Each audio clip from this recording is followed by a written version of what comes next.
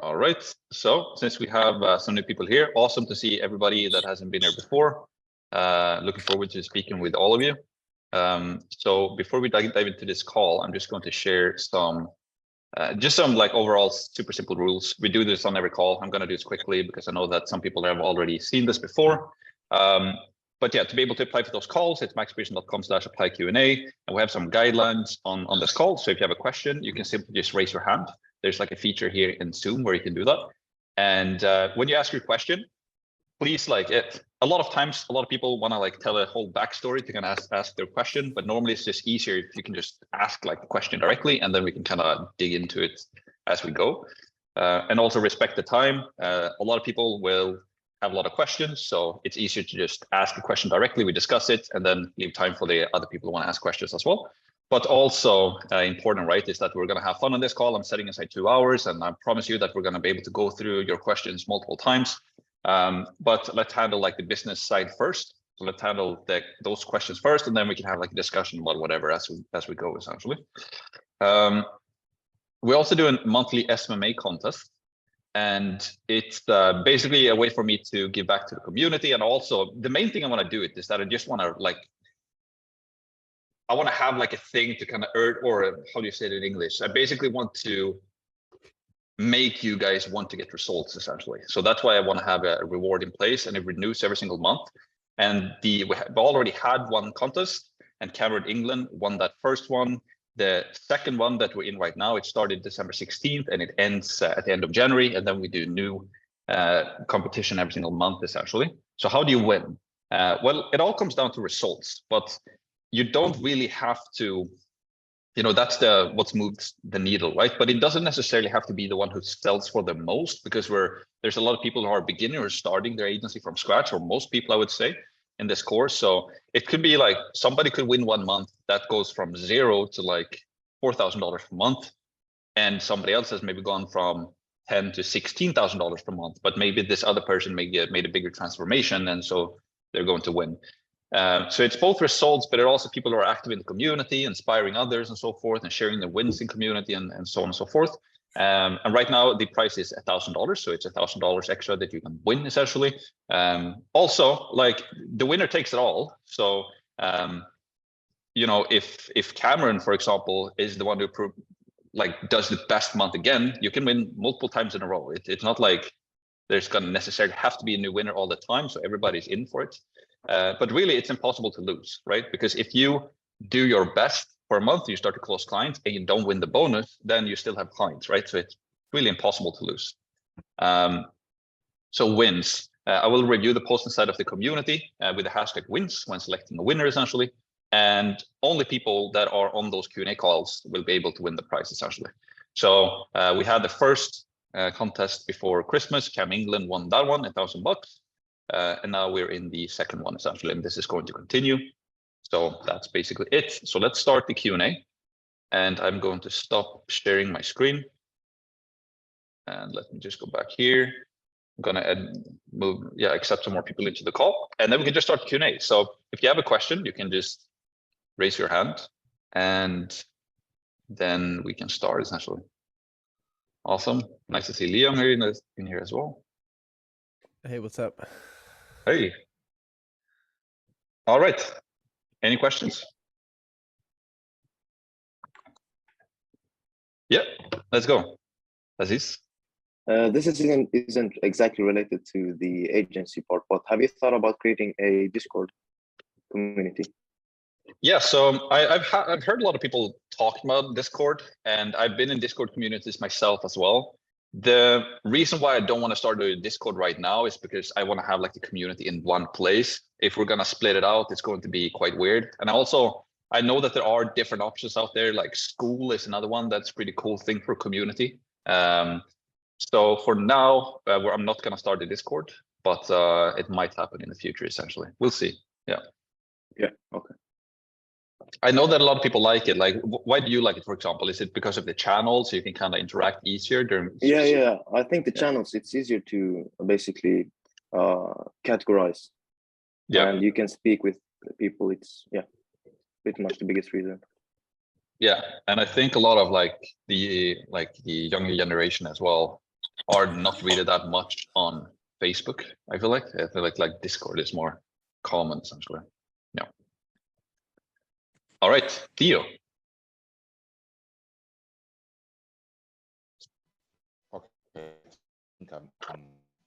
Okay, Max, I just want to know about, I think I've looked at the Facebook posts and most people have the same question.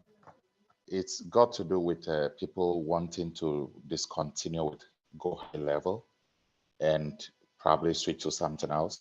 And so the problem is when you discontinue with Go High Level, will it affect your website? Will your website still be live? Because, you know, we used that to build our websites, right? So this is basically what everyone is thinking about, if you can address it. Yeah, so like obviously if you're discontinue using high level, then everything that you have on high level is going to discontinue essentially. So if you have the website there, then you can't use the website anymore if you don't use their service essentially. However, you still have your domain, right? And you still have your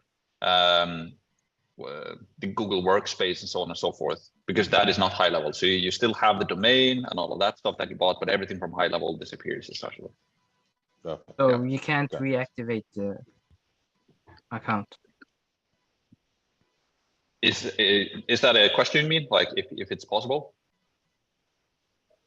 Yeah. I'm not sure actually how it works, for how long they keep your website. I assume that if you, I don't know actually, I haven't canceled with them, so I don't know. Yeah. Yeah.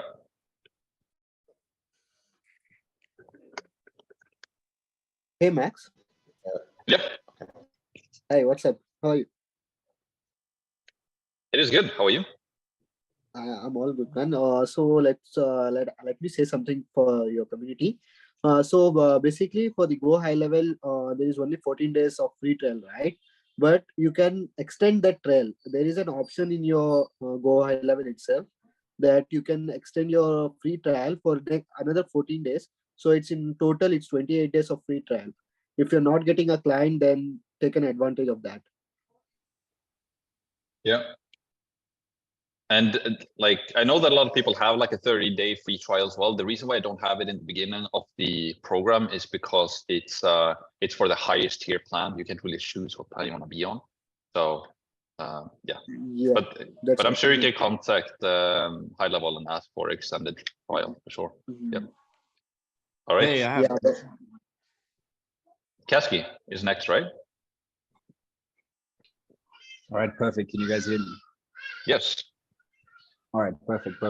Hope everyone's having a great day so far. But yeah, so my question is, with on a high level, right? You've got your Twilio and your Mailgun, right? There's like a subscription that you obviously have to pay for it. So let's say I obviously create my accounts and everything for Twilio and Mailgun. Do I need to necessarily like buy credits for each client, let's say for the SMS stuff and for the email things?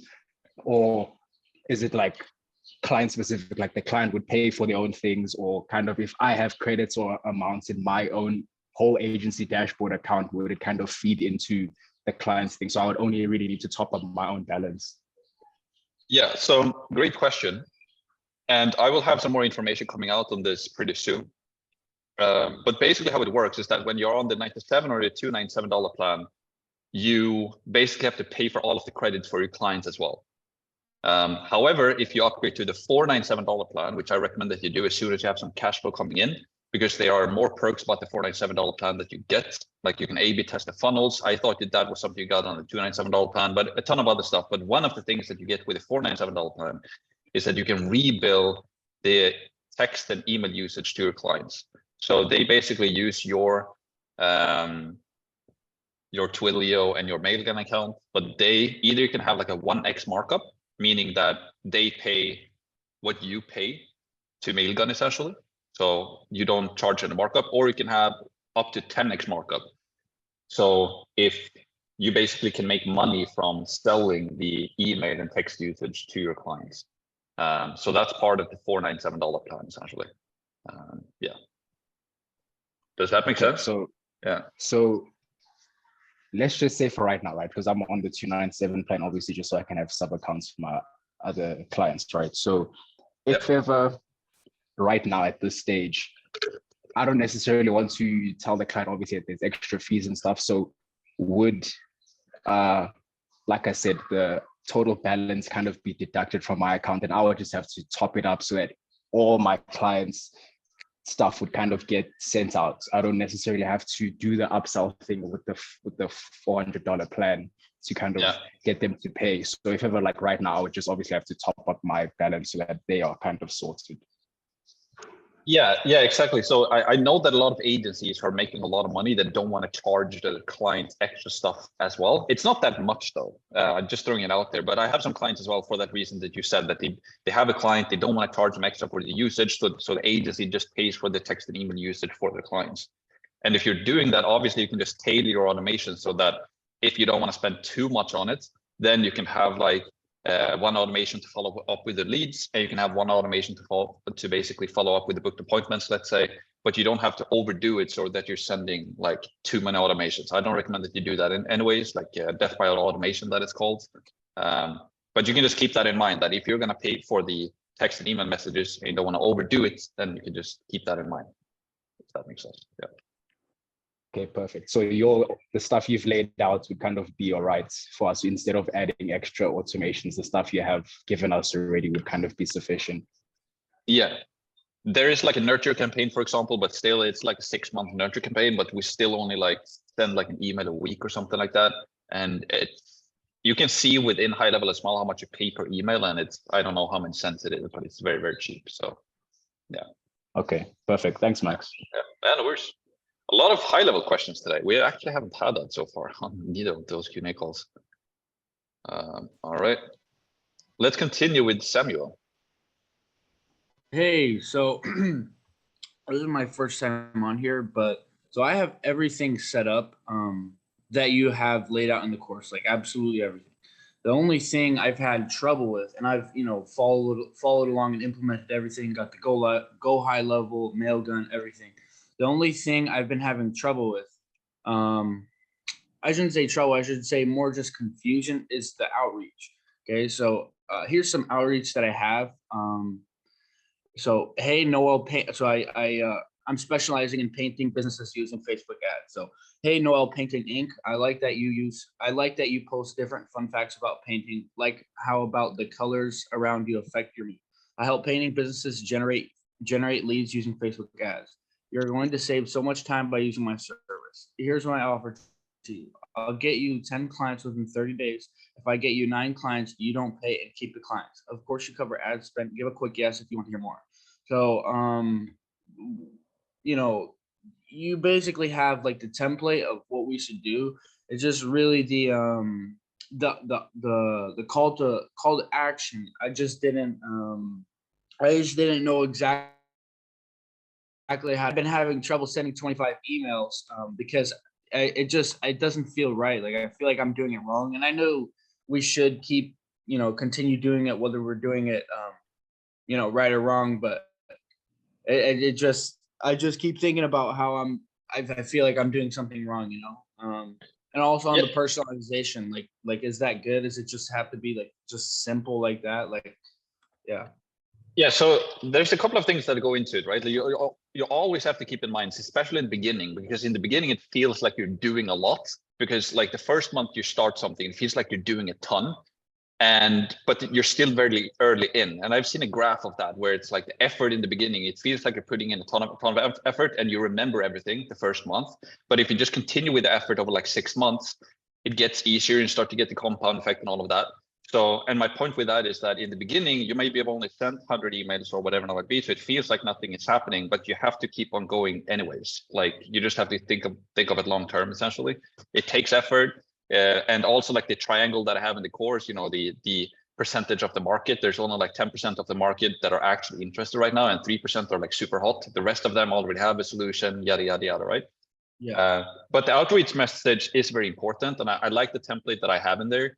If you want to, you can just do post inside a Facebook group and like tag me in it, exactly what you're writing. And I can review it. It sounds like it might be a little bit too long. And then also for the personalization, it has to be something that is actually personal, just not like general to the business, but like to the person And What do you mean? What do you mean? It sounds like it'll be too long. The template that. yeah, when you basically read your template, right? Yeah. Yeah, it sounded like it was a little bit too long. I don't know though. I didn't see it in front of me, but so that's why it would be easier if you just post it in the group and I could kind of review it. Because if it's a too long of a message and it's not personalized and it's not hitting like a pain point that they care about, then you're just gonna open up the email. Oh, it's a pitch. I don't want to read it, and then it just goes away. I agree. Yeah, that's why it's so like powerful as well to do kind of what Cam does that I didn't do when I started out, is to do cold calling, because like you actually get in their face, you actually talk to them, which is pretty powerful as well. I never saw success with email like at all. I mean, you get every now and again you get a response, but if you think about it right, people are more prone to give you a direct answer if you're giving them like physical confrontation, if you're on the phone with them, straight up pitching them, and then you can then present your personality in that as well, in comparison to a random email that they probably already have received, multiple pitches, if you know what I'm saying. Yeah, for sure. So just something to look into, man. Even, Instagram as well, like just voice messages, messages on Instagram, it's just more personalized in comparison to an email. A lot of emails, I mean, have you checked your spam rate and things? No. Yeah, I would definitely look into that, because potentially your emails might even be going to spam. That could be a possibility. I mean, I made that mistake. Sent out hundreds of emails. Little did I know, 9 out of 10 of my emails were going straight to spam. So, yeah, just keep that in mind, buddy. Okay. And so if you're doing a cold call or Instagram, would you still use the same template that you would use on the email? The first line, hey, whatever their business name is, the personalization, plus the compliment, and then the pitch and offer. Not really. What I would do is that I would actually go to YouTube, but you can check out Cam has an awesome YouTube channel. He's grown a lot as well. I appreciate that. No, yeah, it's awesome. And he's also sharing like how he does cold calls. And there's a ton of other people who do cold calling as well. And you can kind of learn like firsthand. I think that's the best way to learn it. Kind of just listen to how other people, what they say, and then just kind of do your own version of that if you're going to do cold calling. Yeah. Also, if you don't want to do cold calling, like doing the messaging definitely works, because if a person have a need and you reach out to them with a personalized message, it definitely works. I bought a ton of services that way. It's the most important thing is that you have something that they want to buy. It's personalized. You can use voice messages on Instagram, as Cam said. You can also use voice messages on LinkedIn as well from your phone, and you can send like Loom videos as well. It's very powerful. I've actually bought quite a few services from people who've sent me direct Looms as well. Yeah. Okay. All right. Yeah, I think I'm gonna give cold calling a try. Yeah. Good No, stuff. you've got to, man. There's so much potential in it. It's ridiculous. And what was the name of what was the name of his YouTube channel? His name is actually just Cam England. You can search. Cam England. Cool. Thanks. Yeah, no worries. All right. Let's go to Mateen.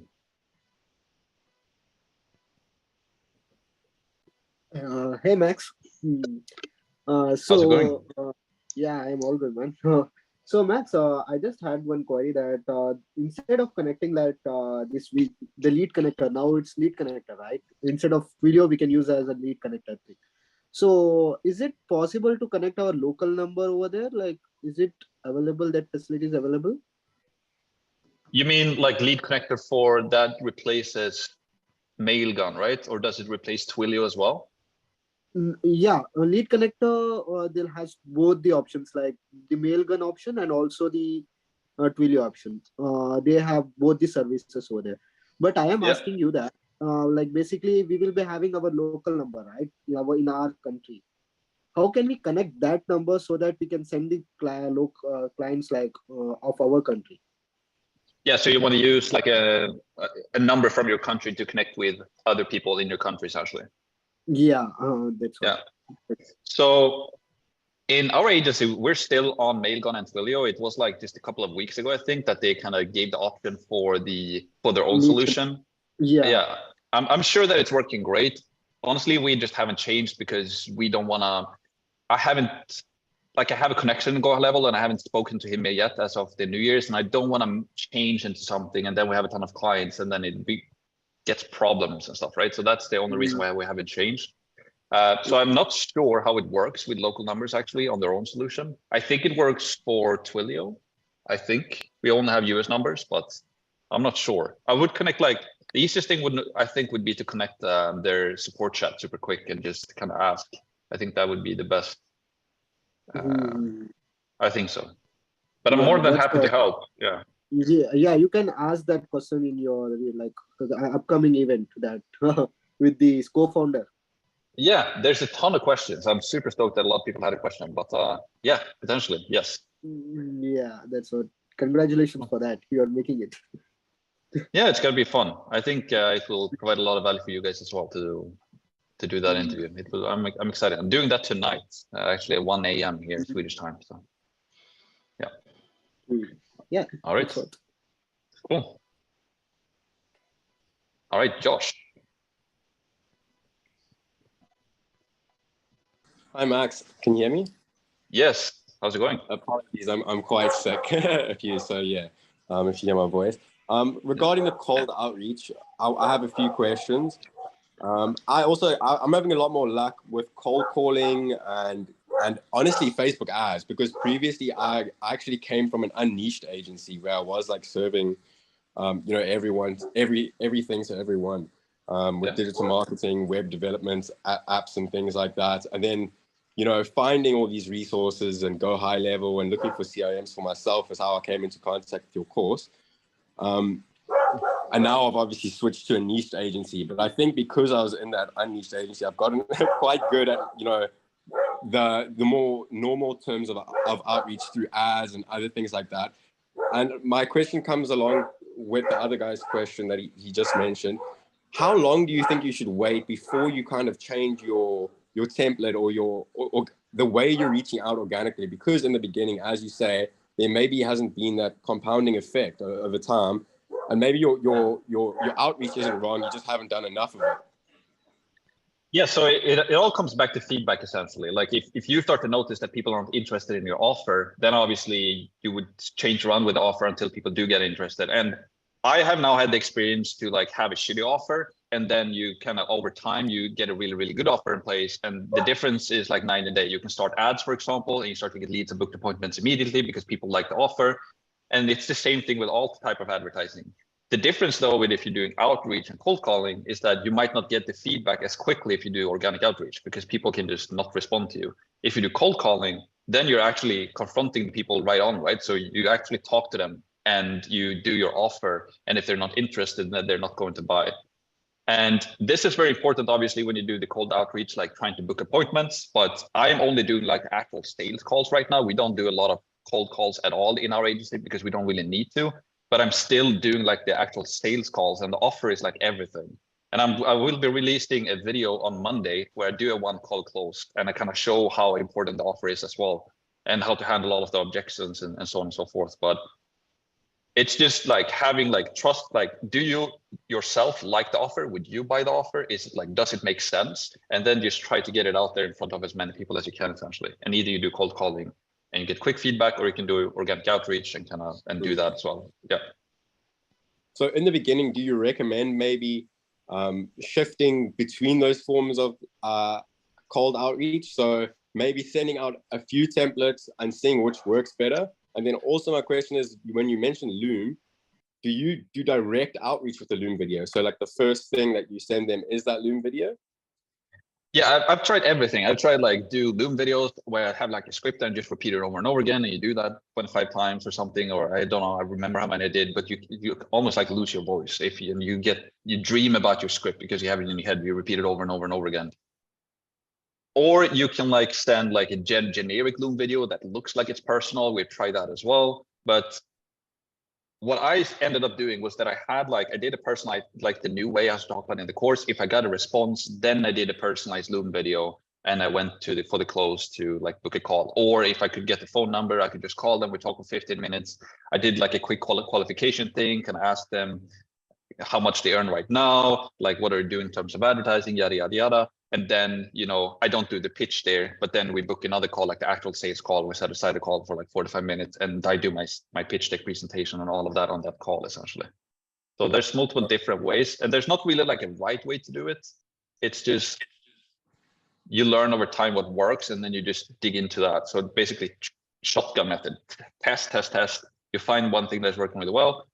Again, a lot of people really like cold calling right now. So if I was starting out trying to get booked appointments, I would definitely try that.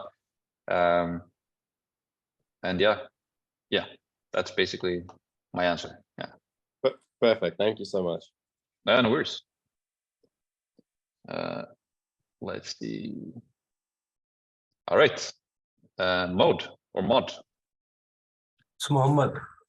Mod. Hi. Mod. Mohammed. Awesome. Yeah. Nice to meet you. Great. Also, I just appreciate you for like having this course.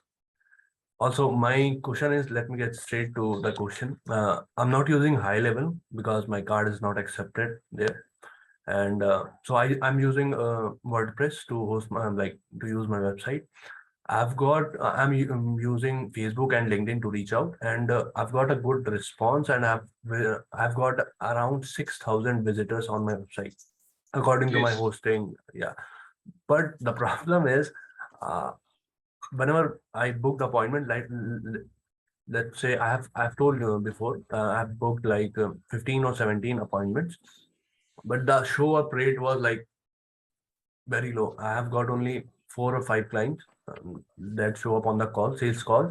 Also after that, the problem was like, I just don't want to start right now. I have to start. It's just a kind of objection that I just don't want to start right now. I want to start from Feb or like March or something like this. Yeah. So what should I can do? What should I do for this objection? Yeah. So I also got that objection a lot in the beginning, and nowadays we almost never get that objection. And what we're doing differently now is that we have the barrier to entry to even talk to us. That is pretty high. When we get a booked call, it's, we ask them how much do they earn. We have put a lot of time and effort into our VSL. In our video, we're showing a lot of results. It's not really necessary though, but I think the main thing why we don't get that objection as much is because most of the clients are coming to us nowadays. And my point, kind of lost my point. Yeah, we do the qualification, right?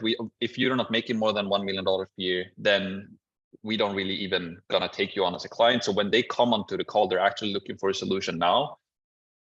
So that's one thing. That's one important thing. Then the next important thing is obviously, because I think a lot of people here, when you start out, and me included as well, is that you're hunting people, right? You're hunting them and you're getting them on the call, and they're there to kind of just listen, and you're trying to have to prove yourself or kind of get them to buy, essentially. So it's going to be a more common question or objection in the beginning, and then it just comes down to your pitch deck, essentially, to show that, like, just focus on showcasing how much value you can provide and have a no-brainer offer at the end, essentially. And in the beginning, you can have, when you don't have as many results or testimonials, let's say, you can have a better offer for the prospect, meaning that you have like a risk reversal, maybe even a money back guarantee, or you get your first 14 days free, and I'm going to prove my work, do stuff like that to get them to sign, like a no-brainer offer that way. And as you get more clients, more testimonials, and people start to come to you, then you can kind of circle back on all of the promises, or like still have a really good offer, but now people come to you and they want to work with you, and you can kind of pick and choose who you want to work with, essentially, if that makes sense. Yeah, so totally. So to review, I would just overlook your offer, see if you can improve your offer even better. And if they're saying, well, also you can ask, that it's super simple. If they tell you, yeah, I don't have, I might do this in the future, you can just ask them, like, okay, what is it that's making you that, or what's missing from you signing up today? You can just ask them, just to kind of learn. And because I think a common mistake in the beginning is that you leave people from the sales call too early. They're like, yeah, I'm gonna think about it. And then you say, Yeah, okay. put Q&A live with him. Yeah. Next person. Let's see. But yeah, that's basically my long answer to that question. No worries. Thank you so much. No worries. So I have a specific question about solar. Like I'm in solar. I'm trying to sell solar. I'm trying to I'm in solar niche. The first thing is I've did my research and I've got to a place that I've watched your VSL and other people VSL who owns a solar marketing agency. So the thing is, I'm not ready to make an offer. Like I'm guessing things because I haven't run any ads or something like that before. Yeah. And yeah, so I have a media buyer, but he didn't work for solar specifically, but he's worked for a Havoc niche, and I have got he has results, but is not ready. Like he is ready to show to the client as the agency results, but I'm not getting like how to how do I know that what kind of results I can get if I'm starting out? I don't know what to do. Yeah. So in the beginning, right, if you don't have any results, obviously you shouldn't lie about your results. So you have to work with what you got. So if you can't showcase that you have results to kind of tell people how good your service is, then you just have to focus on your pitch deck and just focus on the value, like the system that you provide, so that the prospect that you're talking to understand what you're going to do for them, and so that they can see the value. And then also focus a lot on the offer. And it's also what I can mention as well, since you're in the solar niche, either you yourself or you can just go tell your media buyer to check my YouTube channel, because I show exactly how we do our roofing campaigns for our clients, selling for tens of millions of dollars every single year using Facebook. And it's pretty much the exact same thing for solar. So you can watch that to see kind of how to do the ads. And I think that's going to give you some confidence in the sales as well. But yeah, does that answer your question? Yeah, it is. Yeah. Thanks. Yeah, Mohammed. Hello. Yes. Sorry to interrupt Yes, you I in can. middle. So basically, Mohammed, are you from India? Yes, I am. So you said that your high level subscription, your card is getting declined. Yeah. So what you need to do with that is you can have there is an option in your net banking that you need to switch on your international transaction. It's on, actually it's on. It's on. Okay, then Yeah. what you can do is there is an app called Neo Global, I guess. Yes. You can just create an account over there. If you want go high level, you require it, then you can do that. You can just create an account in Neo Global, and then you can add that card into that, and it's completely so good. I'm using it, and the transaction is very much smooth over there. You can do that. Thank you. Good stuff. Awesome. Yes, ma'am. All right. Let's see here. The one thing I don't like about Zoom is that you can't see in what order people raise their hands. So I don't know. Is it who's next? It says Muscab. Is that your name? I thought you had a. Yes. So I thought don't you believe had. it's. I was What? mixing you up with. Wasn't no, that's someone else. Yeah, never mind. My bad. Yeah. I believe it's 3 people before me. So. All right. So let's do. Is it Johan next? Yeah. Yeah. Okay. Cool. Hey Max, how you doing? It is good. Nice to meet you. And we're gonna talk more tomorrow as well. You're gonna be on the live stream tomorrow. That's gonna be awesome. Awesome. Thanks for inviting me. Hi, Cam as well, and to everyone. Actually, I had a question for when you get customers, how you doing the email automations? Because you can do it with the mail can account, but do you create a new account for them, or how do you connect these automations on the right emails and the right domains? Yeah. So.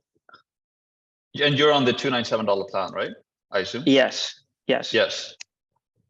So here's kind of how it works. I'm on the $497 plan. I've basically been on that plan since I started, so I don't know exactly how it works on the $297 plan. But on the $497 plan, basically that happens automatically. So when you create a new sub account, you can have a new tracking domain, like one for your own agency, and then we have another tracking domain for all of our clients.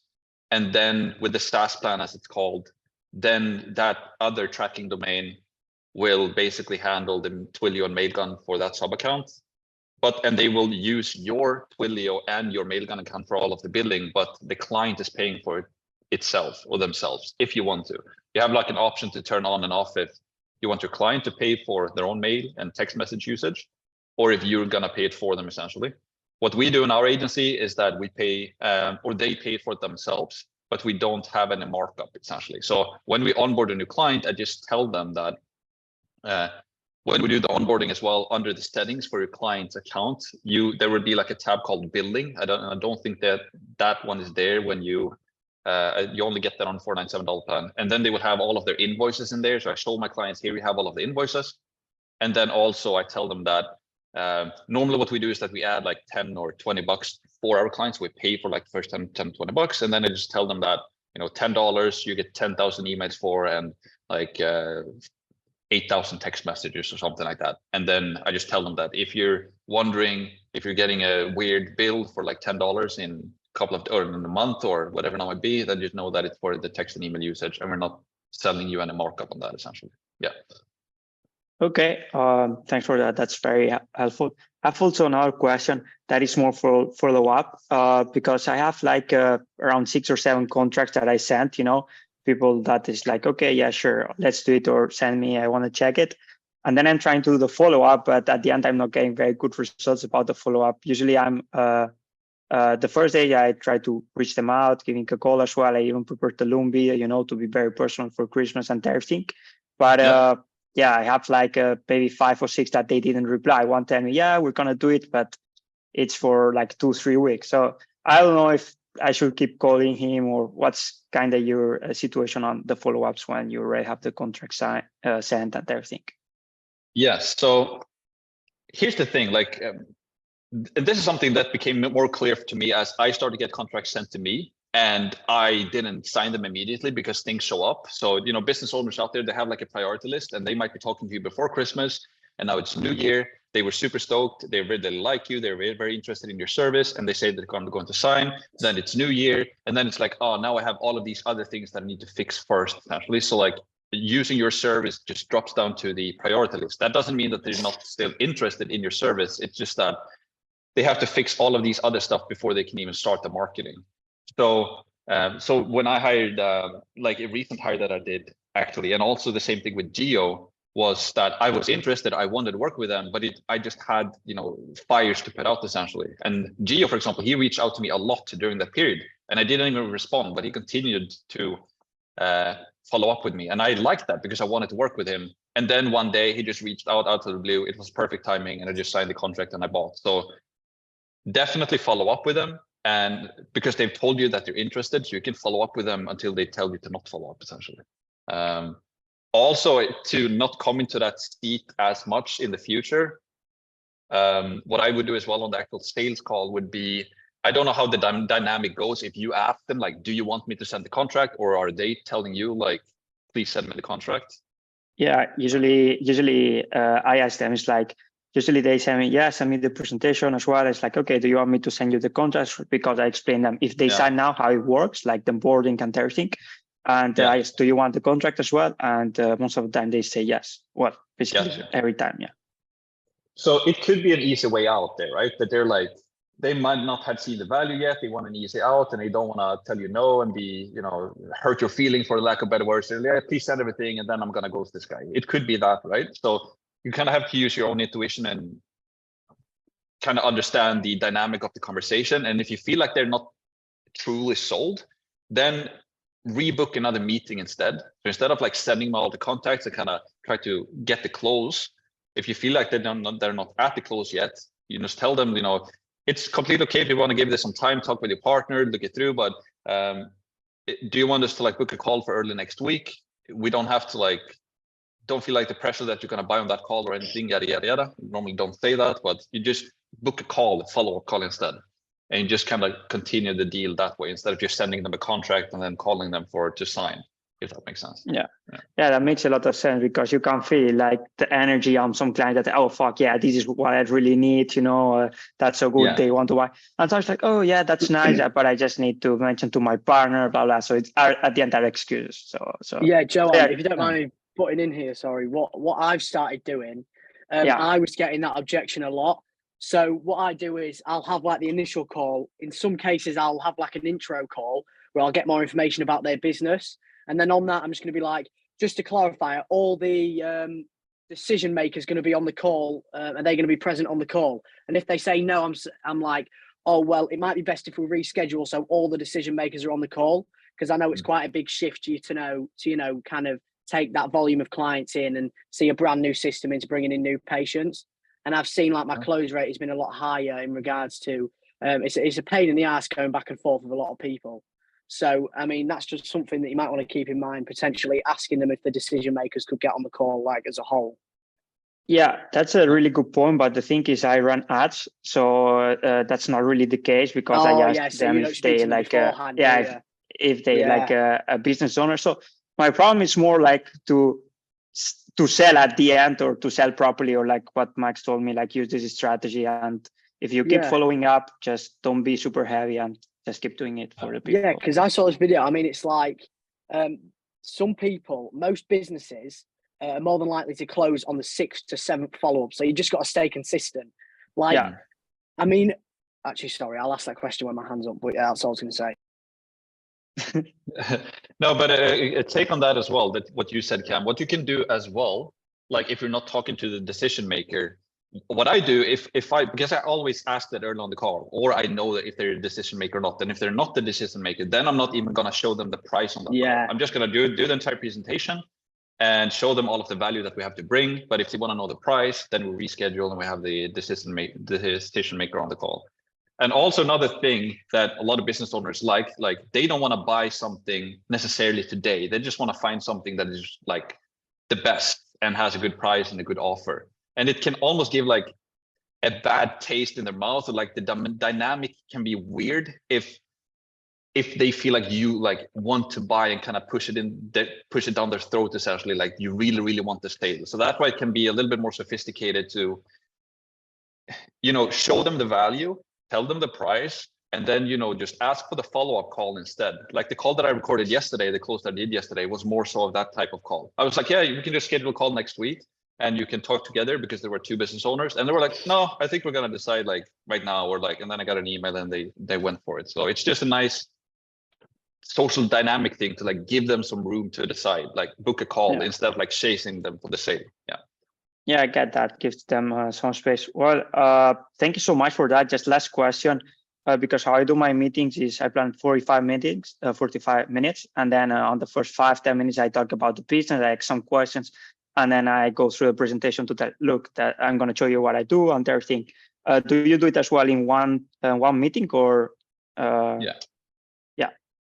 Yeah, I do like the spin questions and for like 10 to 15 minutes, then I do the presentation and then we talk about the offer. And I really like using the pitch deck because you have you break down, you do the value stack, right? And then you show them the price and then you discuss it. Either they're ready to go, or if they're not, we just reschedule a call essentially. Yeah. Awesome. Well, thank you so much for the value. Yeah, no worries. And I can go on a lot about this, but be aggressive, not necessarily to do the same, but be aggressive to let them know that you want an answer. Like you can be honest with me. Like if you just throw all of the cards on the table, like, are you actually interested or not?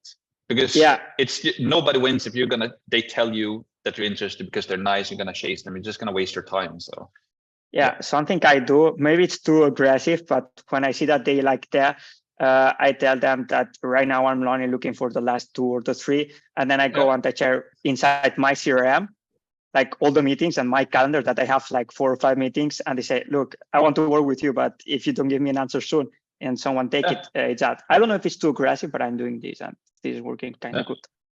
Yeah, cool. But thank you. Yeah, no worries. All right, Theo is next.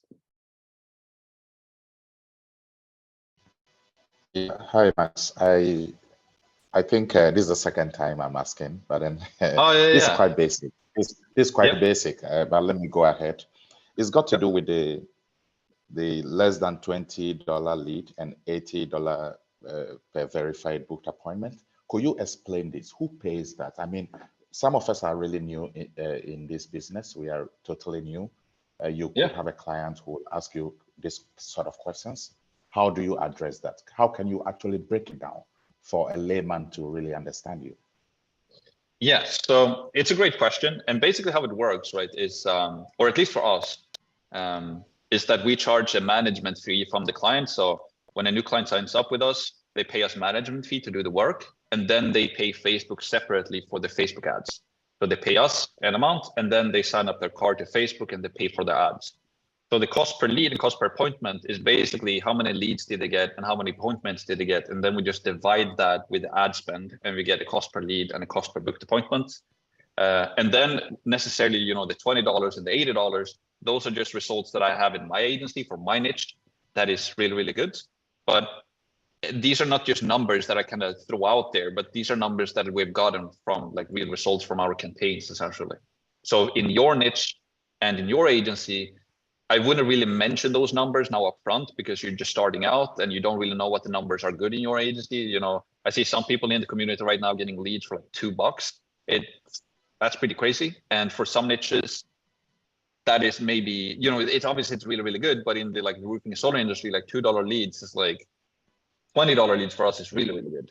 And like 10 is crazy, but it's the cost per lead, the cost per appointment is very different from different niches because you're selling different stuff. Maybe you're selling one service for $500 and another service for $20,000. Obviously, the lead cost is going to be a little bit more expensive for a more expensive product or service.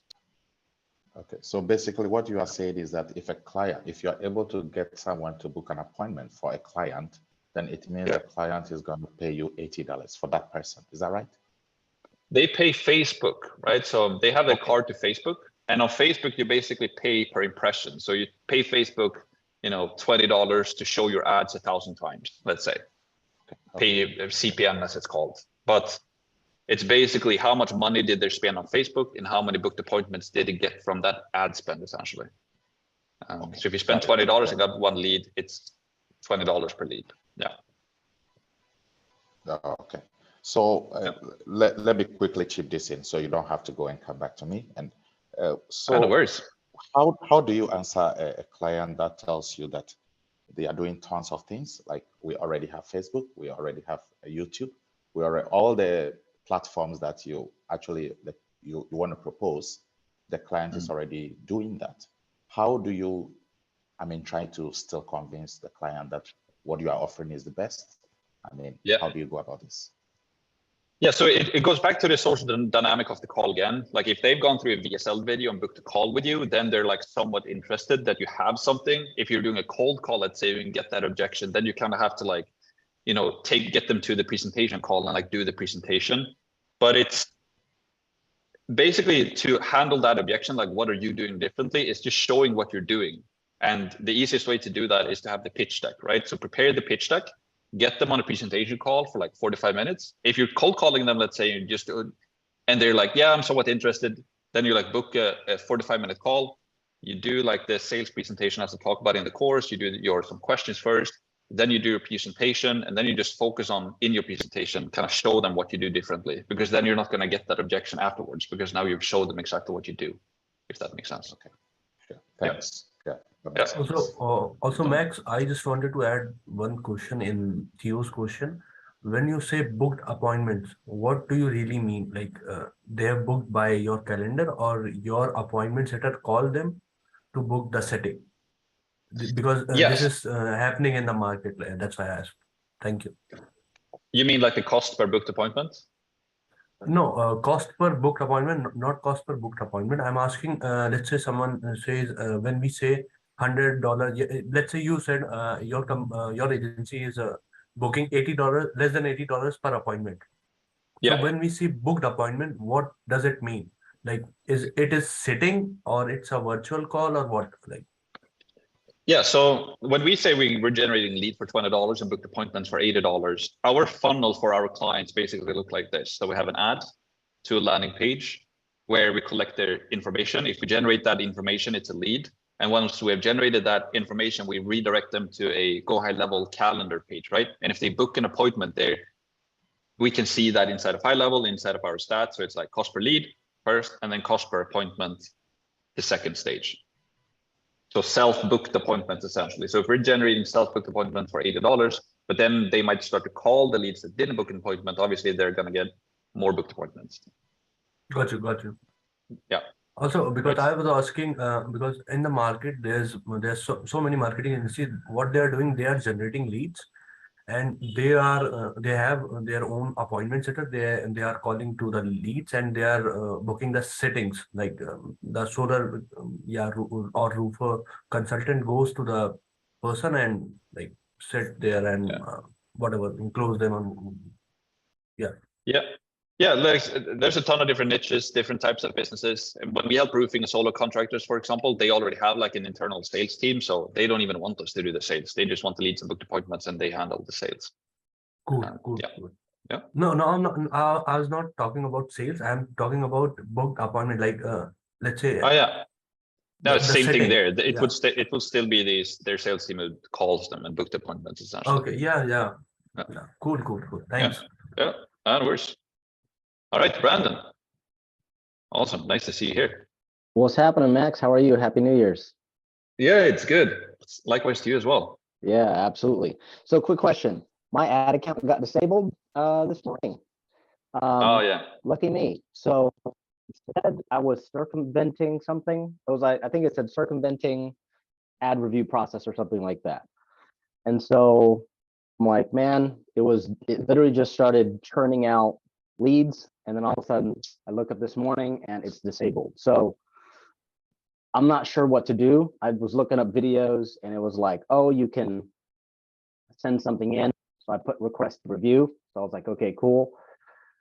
And I was thinking the alternative, and maybe you can certainly direct me which way to go. The alternative is to have my client create a new ad account, or should I create a new ad account and get access to his stuff? What do you think is the best alternative? So it's an ad account for your client. It's not your personal, but it's for a client. No, correct. So I walked them through how to create everything.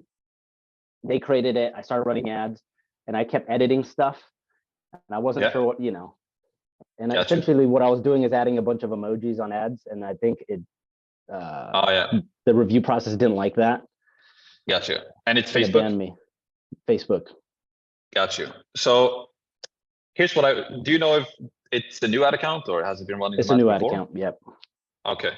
And they have like created a business manager and you've invited to their business manager, like Facebook business manager? They created a business manager and then they created an ad account. Then they added me. They gave me access to their ad account. Then an ad account got disabled.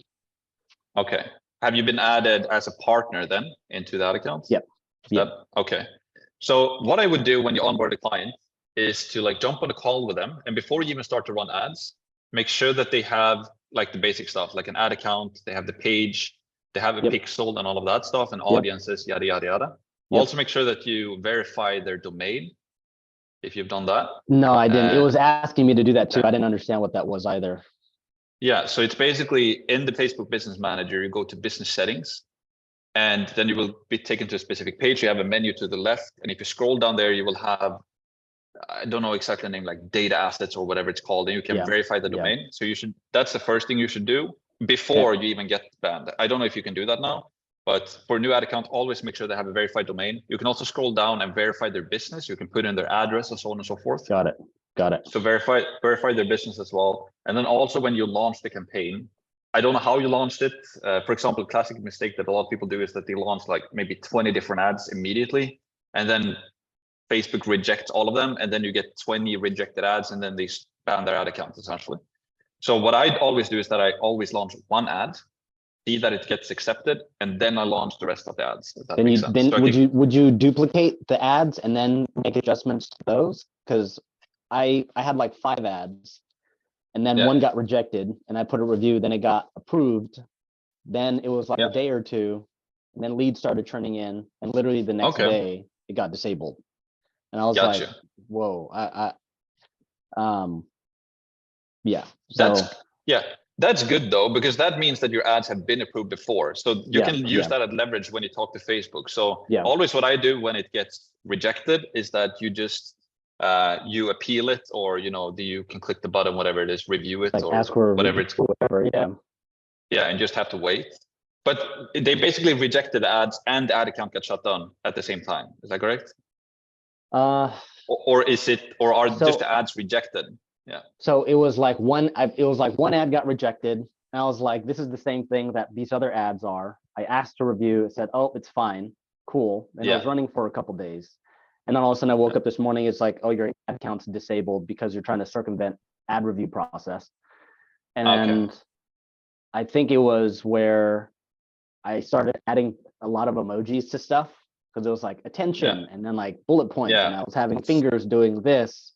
And I was like, so at least that's from my research what I thought why it got rejected, but yeah. It's probably because they didn't like your ad copy, and they have like a,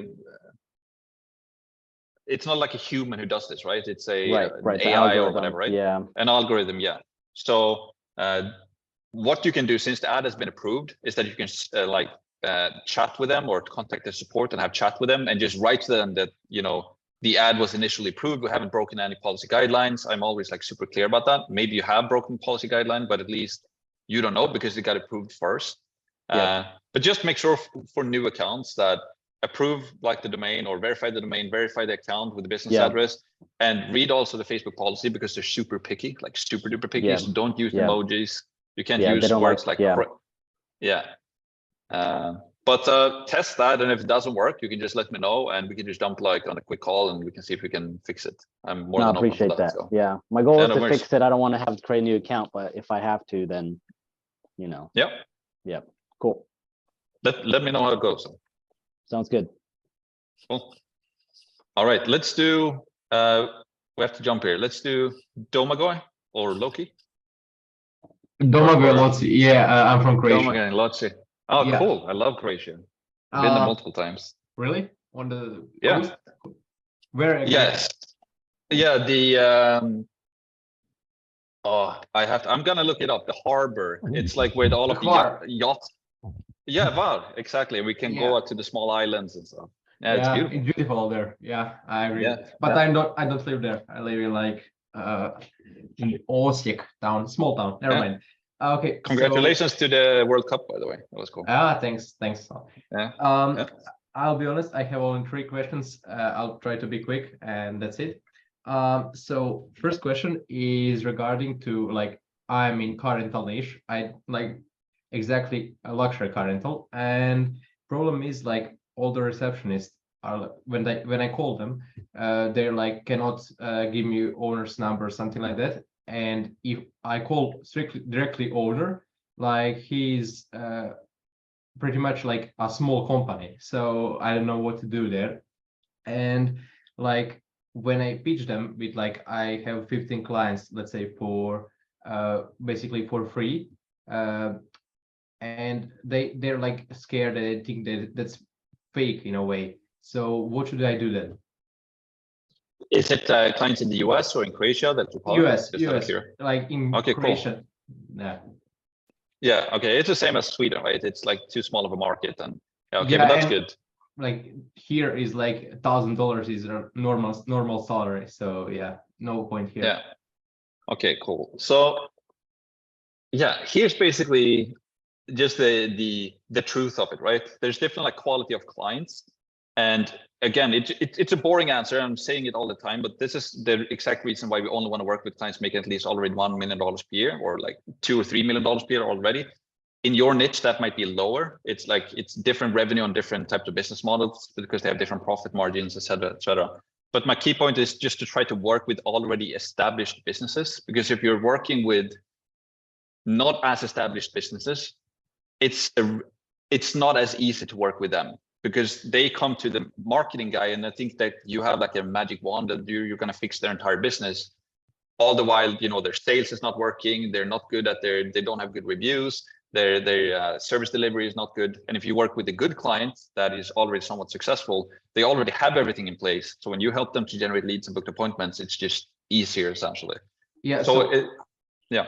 Yes. Okay. Go ahead. Sorry to interrupt you, but problem is like established companies, they have receptionists and like people I need to call, and then they say like, okay, you can email him there and there, and that doesn't go anywhere. So problem is like established companies usually have receptionists, but like smaller teams, owner answers me, but he is like accepts like I do everything for him. So that's a problem here. Yeah. So yeah, I don't know how to do it. yeah. I would focus on the established ones, even if that's harder to do cold calling for. I would like it's because if you get a client that is not a good client, it's just even if you get the money for it, it's just it's not really worth it, to be honest. Okay. You want the good clients that you can keep for a long period of time. So think of this: you can keep one client for 12 months, and it's going to be worth just as much as 3 clients, or 4 clients that you keep for 3 months each.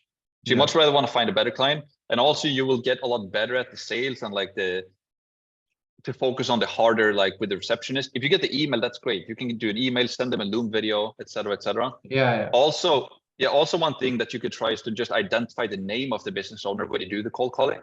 So you can just say, you can do like a small trick. You just tell me, yeah, I'm just calling to talk with Joe. He's expecting my call. And then the receptionist is like, oh, he knows the name of the business owner. And then you might get through. Yeah. Okay. I have 2 more questions. I'll be quick. So problem is with high level. I recently broke my knee. If you can see this, I know what it's called in English. So I have surgery like in February, and I'll be unable to literally walk for 2 months and stuff like that. I'm unable to, let's say, afford high level if I don't sign client. But what should I do? I cannot like work outside. I don't know, help someone to afford high level or stuff like that. What should I do? I have like 10 more days to sign a client, and then I know I can afford like 1 month, another 1 month for go high level, but not further than this. What should I do? I would like contact them and see if you can pause it or something like that. Yeah. Until you're ready to go. Yeah, Max. As I said, that you can extend that, right? You can extend for. I already did it. Like I had 30 days from a Thomas guy. Like he has like a 30 days free trial, and then I already extended for 14 days next because I messed up everything with go high level at once I first started, and that was a problem in my first 30 days. And then like I'm unlucky, like I need to go to surgery, and I will be like laying in bed for 10 days, stuff like that. So yeah. Do one thing that like, if you're not taking the client, do one thing. Create a new email ID and start a new go high level. That's it. Okay. From Max link. Yeah, Max, I'll do that from Max link. Okay. Yeah, I would just like, you can do that. Obviously, the downside is that you have to redo everything again. But if you know how to do it, it's going to be pretty quick. Or I would just email high level. They're actually very nice, and I just ask them, tell them that you're going through surgery, and see if they can like pause your account because A, B, and C. Obviously, they want to keep their clients as well, so I'm sure they're going to be able to work with you somehow. And just tell them that you don't want to lose everything that you've built. Yeah, that's what they have given me 90% off, like for my first account, which I have closed. 90% off. That's awesome. Yeah, they gave me that too. For $9. That's it. Okay, good stuff. And like last question for me is like Twilio recently changed to, as you know, lead connector, stuff like that. I don't understand single thing there. Like I tried to Google it or search it on YouTube, and like I clicked something, and like my number like got deleted and stuff like that. I got invoice from like my dad recently told me like for calling people in like US and stuff like that. So I'm not familiar with that. Do you know how to change from Twilio to lead connector? How does that work? Lucy, I haven't done it. I will be helping you with that. Yeah, that's awesome. You can DM him. He has done it before. But also what I would do is that they have a help document. So if you go to help.gohighlevel.com, that's like the best resource. So go to help.gohighlevel.com, just search for lead connector, and you will find the thing there. The second best thing would be to just contact their chat support and just get help there. They're very helpful as well. So thanks. That's it. Works. Cool. All right. We've talked with the people who are in front right now. So let's go to Ryan. Or, do I pronounce that correctly? Ryan? Yeah, it's good. Hi, Max. Yeah. Hey. So yeah, basically I have 2 questions, and the first one is I don't find a way to how to qualify the businesses. I mean, when I reach the businesses, they are too big or too small. I mean, Yeah. I don't find the balance between. I like that. I'd rather go for the bigger ones than the small ones, because then again, it can be scary in the beginning, because in the beginning, you want to like start out with the smaller ones because you think that's easier. But finding businesses who are maybe not like making hundreds of millions of dollars per year, but making like 2 or 3 or maybe even $10 million per year, it's actually easier because they have more money coming in and they don't really care that much if it doesn't work out. But so yeah, I would focus on the higher ticket clients if you can. But what was your like question? Do you have a hard time to qualify them, or is it the sales call or the outreach? Or No, it's hard to qualify. I mean, to don't waste my time reaching out to businesses that are not qualified. Yeah, and what niche are you in? In home remodeling and home improvement. Home remodeling. And what do you do currently to try to get calls and book appointments and so on and so forth? What do you say? What do you do currently to get like sales calls and appointments? Yeah, actually, like, I don't know, 4 or 5 calls per week. And do you do call, like, how do you generate them? Do you like send DMs or do you cold call or? Yeah, actually, I've been trying a lot of things. I have previously, like a week ago, I stopped with the BAs. I have actually, I start with Upwork and I generate cash flow, and with that money I hire 2 BAs. Nice. So, Man. but right now I fired them. I mean, I stopped them because I get banned in email. So now I'm okay. to... And you have some clients right now as well. No, you have some cash flow coming in. Only I have all Upwork clients. I mean, social media management clients. Gotcha. But so I'm just trying to understand like your question. What do you mean like qualifying? Do you like finding better prospects? Is that what you're trying to? Yeah, basically. Like, so you want to generate more sales calls, essentially. That's what you want to do. Yeah, more qualified sales calls. I mean, more qualified. Yeah.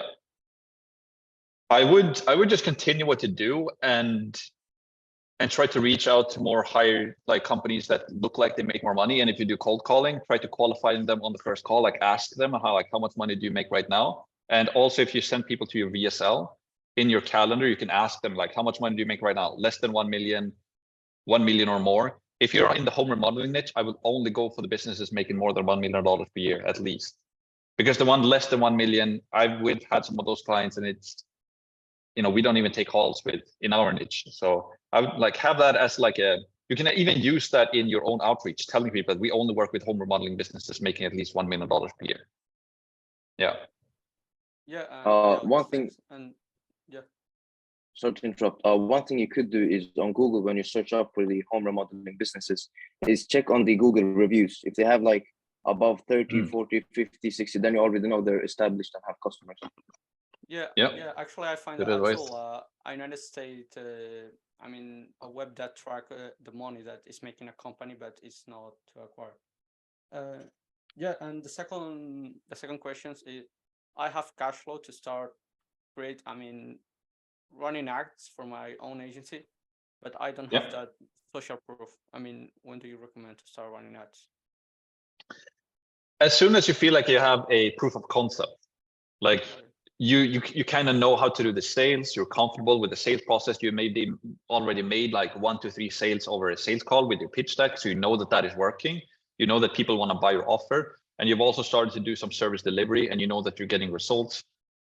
That's when I would start to run some ads. Retargeting you can start already, I would say. If you have some cash flow coming in, just do a simple retargeting campaign. And also something that you can consider doing as well is starting a referral program early. So basically just tell your clients, and we're gonna focus more on this in our own agency this year. And I think I'm going to share, or I am going to share all of this eventually with all of you guys in the group. But basically our copywriter has written out everything like step by step, and we basically pitch and present everything to them, and we make it easy for our clients to like pitch it to other people. We prepared all of the emails and all of that, and links and referral links. So what we're going to do is that if one of our clients give us a booked appointment and that signs up to a new client, we're going to give our initial client $500 per month forever. So yeah, because then we can basically get book calls on autopilot without running cold ads. Yeah. Okay. Okay. Yeah. So that's it. Thank you so much. Cool. Yeah. Max, Let me know how I it think goes. you jumped over me. Yes, it's just I did. It's just that I had not talked with him before, and I think we spoke before, right? So that's why I No, jumped no, over you. we didn't spoke before. Oh, we didn't. All No. right. My Yeah. apologies. My Yeah. apologies. So, Yeah. like, I think I'm gonna close a client today. I have a meeting after this, and Awesome. start running ads on Monday. I had a question about like, do you think I should do 2 types of ad sets, like one broad and one interested, or What niche are you in? and kitchen and bathroom remodeling? Cool. I would actually just do the broad one to begin with. We've tried, we did some interest in the past. So you can try, for example, we did married, like people who are married between 30 to 65. We tried that. We tried parents all is another category. That's something that you can try as well. But what's working best for us is just broad. It's working the best.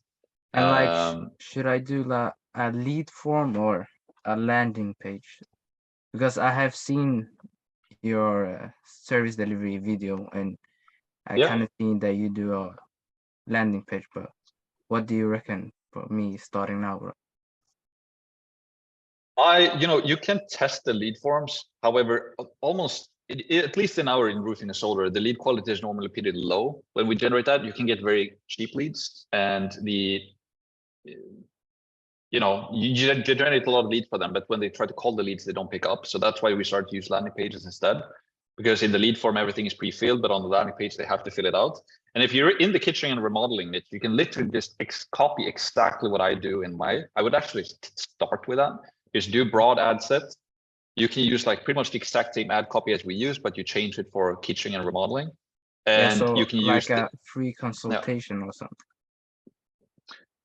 No, it's you can check the ad copy in one of the videos. We have like the way we structure it, we have like a special program. We're looking for X amount of people. We have some scarcity, we have some urgency, and we're also value stacking like the value to the homeowner. So for example, you can ask your client if they have financing, how does the financing work?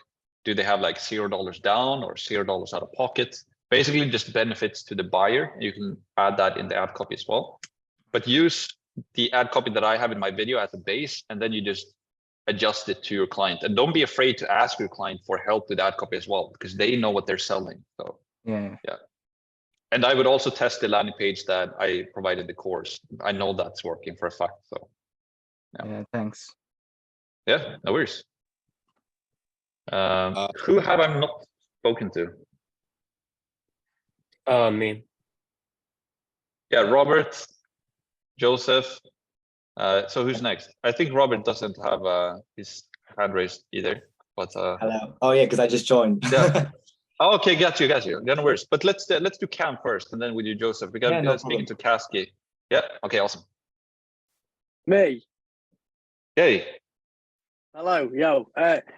Yeah, I'm glad you just picked me, to be honest. I've got a call in like 5 minutes, but I've got 2 questions. So, one was, so I've kind of got proof of concept that I can deliver results, right? And I've got a bit of capital to play around with. Should I just go ahead and start running ads from like next week if I can afford it? And if so, how much was you spending daily when you initially started spending, running ads for your agency? Yeah, first of all, congratulations on getting a proof of concept, because like before Christmas, you didn't know how to do the ads, and it sounds like I'm happy. It kind of good stuff. I'm not gonna lie. I kind of thought I was gonna do it. When you initially started without a media buy, I thought I was gonna do that and mess it up completely. Because over Christmas it was rocky, man. I'm not gonna lie, it was tricky. Yeah. I think it was mainly because of the time of the year. But now it's kind of smoothing it out. Both the clients that I'm running ads for, the others, 3 now actually. I've got a couple more that I'm still trying to get everything set up for, because they're just taking the mickey a little bit. But they're all happy with the results I'm bringing. I do want to start running ads now. It's fine if you don't remember, but do you know roughly how much you were spending on ads for your agency a day? Just out of curiosity. When I started, you mean? Yeah. I don't really want to go all in with like a bunch immediately, but.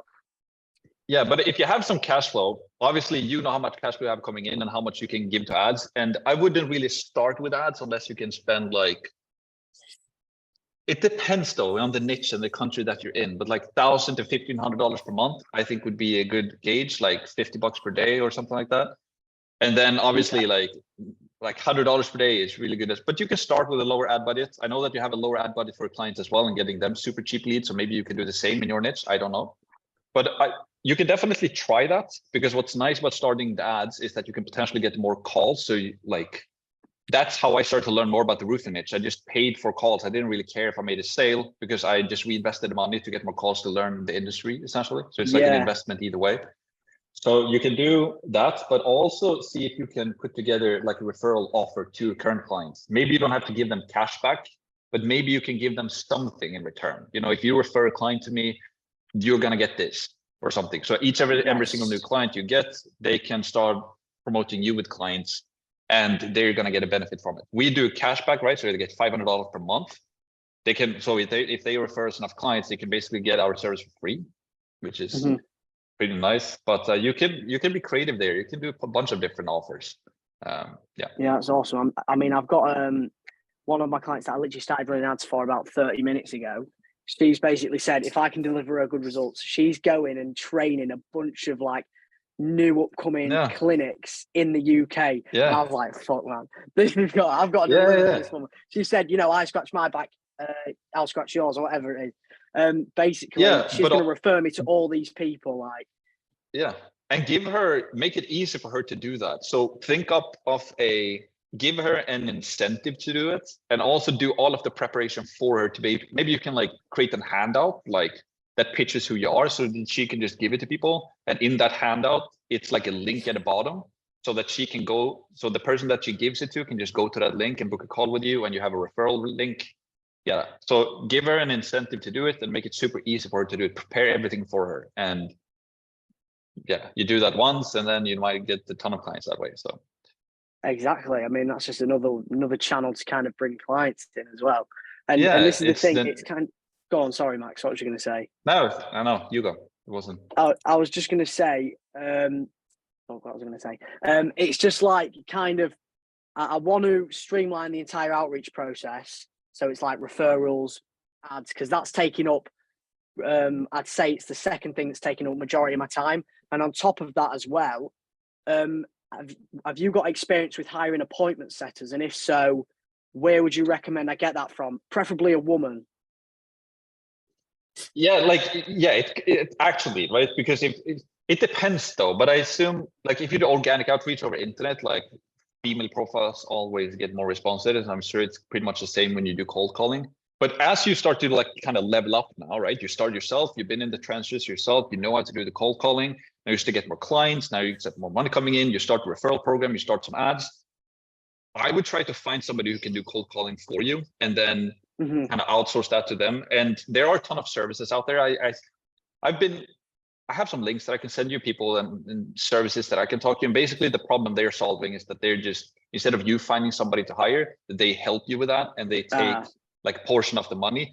So if you don't want to do that, you can just try to find an appointment setter yourself.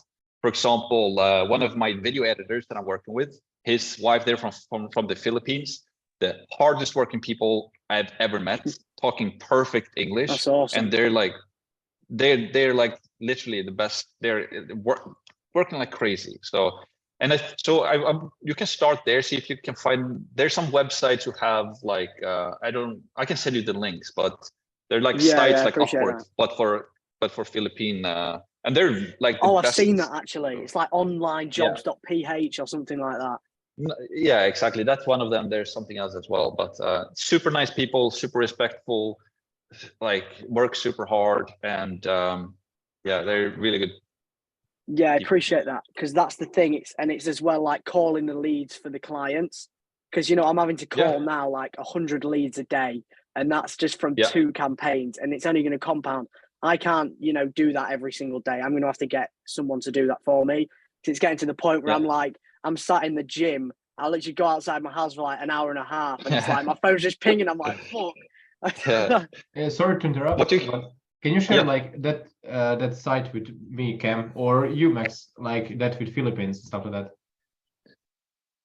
Yeah, so it's like online jobs, like onlinejobs.ph or something like that. You can search for Yes, like you can search for virtual assistant Philippines or something like that. I'm sure you're gonna get some Okay. results. But Okay. Yeah, I've just thanks. sent it in the chat. Oh, Cam, thanks a have lot. have you ever heard of Zappy Chat? I haven't. I thought you were going to say No. Zapier then. I'm using that. But... No, Zappy Chat. I mean, they're just essentially just, if you're looking for appointment setters, that's pretty much what they do. And is there people from the UK there, or is it purely just? I'm not really sure, but it's just 24/7 live agents basically. So you should check that out. That's cool. I'm going to book a call with them actually, Yeah. because I preferably want, if I can, someone who's native English speaker from the UK. Yeah. But if not, I understand that, Cam, because I live in the UK as well. But trust me, it's really hard to find one. It's Yeah, really I hard. know. Because like the minimum wage here is like 1.4 grand, sort of. So like That's it's the quite thing. hard to afford them. Yeah, I mean, I've got a few people that want to be my appointment setter, but I think they're just trying to get an insight into my agency so they can just. If they are from your inner circle, if you know them, then I wouldn't really do that. No, don't mix That's friends the with thing. business. Trust I me. might. Go on. No, I would just you can also contact. Try to see if you can get in contact with the high level team, because I know they are behind the scenes. They're working with like partnership with people, and they're like big box agencies who do this type of stuff that you can maybe you can get in contact or like join their Facebook group, like the high level Facebook group. See if you can get in contact with anybody there. See if they have a solution. Would be a thing as well. Yeah. Appreciate that. Yeah, I'll definitely look into that, because that's just my biggest problem at the minute. Kind of removing myself from that equation, because it's just taking up so much of my time. It's ridiculous. But yeah, I appreciate that. You're Max, leveling up. I guess you could say stuff. so, yeah. Yeah, good stuff. All right, who have I not talked to? Is it Joseph next or Josh? Yeah, sorry, I was going to interrupt there for a second. I just had a question for you and for Cam. So I just want to, he said he's got a call soon. Get it to him before he goes. Yeah, so, it's in 3 minutes. Left, So... actually. No, he's still here. No, I'm here. It's in 3 minutes. Okay, I'll be quick then. I'll be real quick. Yeah. First of all, your lead forms, how are you finding the quality of the leads? Because I remember you saying to Max, I think in the last Q&A, that you're going to try running the lead forms over, a funnel with a pixel and go for those. So how are you finding the quality of those leads? It's okay. Like the lead to close ratio is low, but I don't know. I'm going to have to test out like a landing page and things like that in my niche. But at the minute, like I'm booking a good amount of patients. It's just like the lead quality is super low. That's the thing. So it's like for every 10 through, I might potentially get one booking. Do you know what I'm saying? And that's potentially, like I'd say it's below. I'd say it's like 8% booking rate, something like that. So yeah, what I did was I ran one campaign focused on the funnel with custom conversions and the pixel, going straight to, Max does, and then one how you do. And I noticed I got 2 booked appointments off the lead forms, like directly. They went like past, when you can give them the website link afterwards. They filled in the lead form and then still went through to the website and booked the appointment through the funnel. But when I ran like the funnel page and sent people directly through the site, they didn't like book at all, which was quite interesting to me. And I spent. What are you doing? I stopped that one. Right, what was I saying anyway? Sorry, brothers come in. Oh no worries, no worries. So just keep doing what works. One campaign now, but I was wondering if maybe it takes longer to get those leads because they are a lot more qualified through the funnel with the custom with your pixel and such. I'm gonna have to test it. Versus obviously like your normal lead form. That's what I need to do, but I have no idea how to do all that pixel and landing page stuff. So I'm gonna need to do a bit of research into that. Be honest, Cam, I think you are good as you are at the moment. I think you should just focus on actually getting an appointment setter. Definitely. You said sometimes you're going gym or something, and then you can't reach the customer straight away, the prospect. So I feel like that's where you're actually losing their interest pretty much, because you can't contact them straight away. It's not the landing page that you need, in my opinion. I think you should just focus on this. But as well, because it's like the landing page might increase the lead cost, but might bring me more qualified leads. Now it's just dependent on the niche, because I know for like higher ticket niches, it might work better than lower ticket niches. Like construction. But much needed. It's like ideal. Anyway, I'm late for this call. I'll be back after if it's still on. See you later. Good luck. Yeah, sounds good. Appreciate it. See you later. Yeah, so All my right. main question there was kind of, is it worth it to kind of leave that ad running for much longer, even though I'm not seeing any results on the ad, and I'm seeing a lot more off the lead form, to get like a much more qualified lead? Are you finding they are a lot more qualified doing it that way than through lead forms?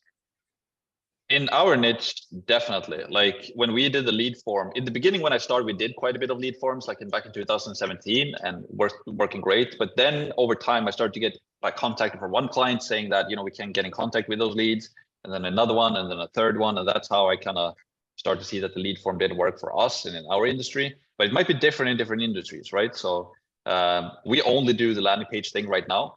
So we much rather, like, instead of getting leads for like $10 in the roofing industry, or like $8 even, super low sometimes with a lead form, we much rather like pay $20 to $35 per lead, and it's a much higher quality lead essentially. But it's different offers, it's different niches, so on and so forth. So if the lead form campaign is working better right now, then you can continue to do that. But don't give up on the landing page as of yet. There can be a ton of different things why it's not working. Like you can A/B test the landing page. That's a big part of it when you're going to do landing page. So you need to kind of know what the conversion rate is on the landing page and so on and so forth. And High Level does it super simple when you enable the A/B testing. It's literally like we can start a campaign. We have a 5% conversion rate. We change the background image. It goes up to like 15 or 20%. It's like 3 to 4 times the amount of leads just by changing the background image of the landing page. Yeah, that's crazy. And then the last thing was, I recall you talking about the click-through rate. I think it was being above 1%, and like obviously you're not seeing results yet, but if the click-through rate is at a certain point that it will turn into results. So at what like click-through rate do you think it's like it's okay to scale up your ads? Like okay, this is winning. Yeah, so when you look at the KPIs, like if you look at the click-through rate is important, but also the cost per click is important, right? So if you have, it's CPM, cost per 1,000 impressions, like how much do you pay Facebook to show your ads? So if you have a very low CPM, meaning that you're getting shown very cheaply a lot, then you can have a very high click or low click-through rate and you still have a low cost per click. But if you have a very high CPM, meaning you're paying a lot to be shown, and you have then you need a much higher click-through rate as well to keep the same cost per click, if that makes sense. So you kind of have to look at all of the different KPIs, but the main KPI that you really just need to look at is like, how much do we pay to generate leads? How much do we pay to generate booked appointments? And then obviously the best KPI to be able to track is how much do we pay to generate actual sales for this client? And that's not something we can do as of yet. It's a bit tricky with local businesses, but cost per lead and cost per booked appointment is like the main thing. And then you can always try to improve the click-through rate and so on and so forth. Yeah. Perfect. Thank you.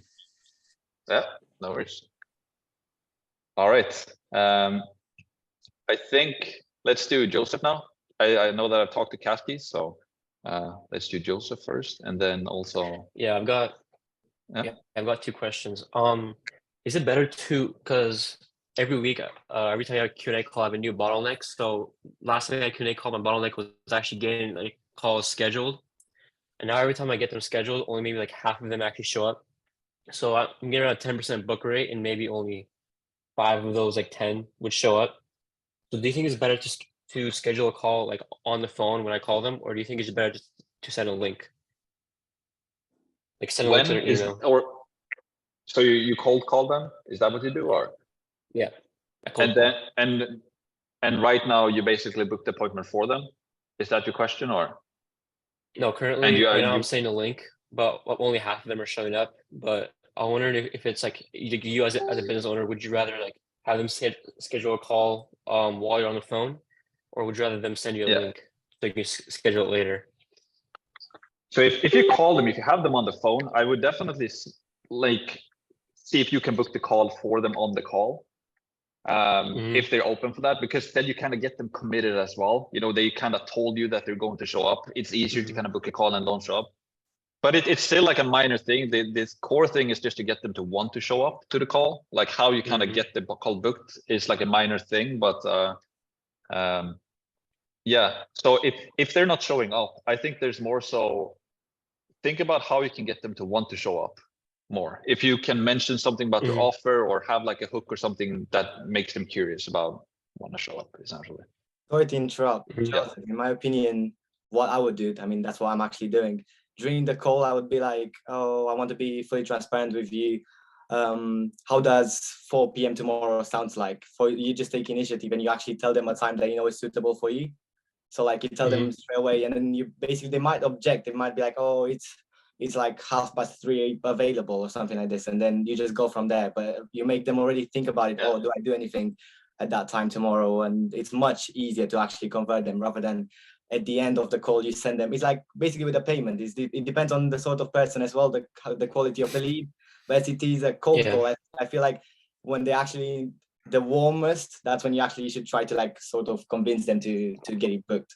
I think you should do that, and then you just manually book them pretty much, rather than going through the scheduling page. I just wanted to add something. Are you using Go High Level, Joseph? To cold call? No, just in Or general. to schedule? Yeah. Yeah. So what you can do not is like actively, but I have it. Yeah, just get name, phone number, email, and then you can, set up an automation and then pop them in an automation so that once, you guys have decided on a time, then you can, ping them, text, email, and that kind of thing. So they actually go remind them stuff and show up, you know what I mean? Because a lot of the times, life happens, people forget, or sometimes booking too far in advance, people just, things come up, right? So what I've done is just created the automation sequence. So I'm just hands off, and I hope that they get all the sequences and that they actually show up. But that's something you can do as well. I just wanted to add that. Good stuff. And also to what Robert said, which is nice about that, is that you get them invested, right? You tell them, can you do 4 p.m? Is it okay if we do 4 p.m. on Monday? And then no, it doesn't work. Let's do 2 p.m. Then you get them invested, and they're kind of promising that they're gonna show up as well. So yeah, that's why it's good to do that. Good stuff. Yeah. Cool. And my second question is, you were talking about how you need a or you should have a proof of concept before you start running ads. But I have a media buyer who he sent me a whole bunch of just links that I can put it, or not links, screenshots of all of his results and everything and testimonials. So do you think if I have some capital to play with, I can start running ads just right off the rip to get more sales calls coming in? Yeah, that's kind of that's kind of what I did in the beginning. As long as you have cash flow and you can kind of say like, okay, I'm going to spend $3,000 or $1,500 into ads this month. I don't really care if I don't make a sale. At least I'm going to get sales calls, and that's completely fine. It's like an investment to get more calls. Yeah. As long as you're like confident that you can make the sales, like on the sales call, and you have like a good pitch deck, I would at least have that. You kind of know how to do the presentations, and also, you don't have to have a sale, but it's good that you've started some service delivery, so you kind of know how it works, obviously. But yeah, it's just a risk reward thing. If you feel like you're ready for it, just go for it. I would say it's awesome that you have a media buyer that you can leverage. That's really, really cool. Not a lot of people, I think, have done that yet. Yeah, good stuff. Yeah, I've noticed a lot of people don't are using media buyers right now. So, all right.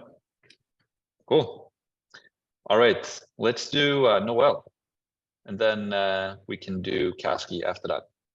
Oh, hey, Max, how you doing? It is good. Nice to meet you. Good. Yeah, nice to meet you. So I have two questions. The first one is like with the larger clients, how would you, let's see, I wrote it down here. So yeah, how would you say that you already have it? Like if they say they already have a team on it, what would you respond to that? Like a team on like the advertising, let's say? Yeah, like the advertising and like the whole process. I don't know, like how would you value, like just tell them that you're better, I don't know, in a sense. Yeah, so it goes back to like what type of call you're doing. If it's a sales call that they have booked and they're interested in your services, then that's not really an objective, right? Because then they're, they have a team on it, but they're still booking a call with you. So obviously they're interested. So I assume you're getting maybe this objection if you do like cold outreach or cold calling or something like that. Yeah. Then what I would do, either you have like a really good offer that's like they feel stupid to like saying no to, so you kind of pitch a really good offer and just get them to the call just to get the chance to present what you do. If you want to, you can like dabble into like how much do you pay per lead right now and how much do you pay per appointment right now. But I wouldn't personally do that. If you can tell them, like, you ask them, okay, how much do you pay per appointment right now? You're paying $80 or $80 per lead. And you can tell them, yeah, we're getting leads right now for $15. Obviously that's interesting. But so you can do that route, but I would more so focus on like the offer, have like just a really good offer and just get them to want to show up to a presentation with you, essentially. Okay. Yeah. Okay. Yeah. Okay. That sounds good then.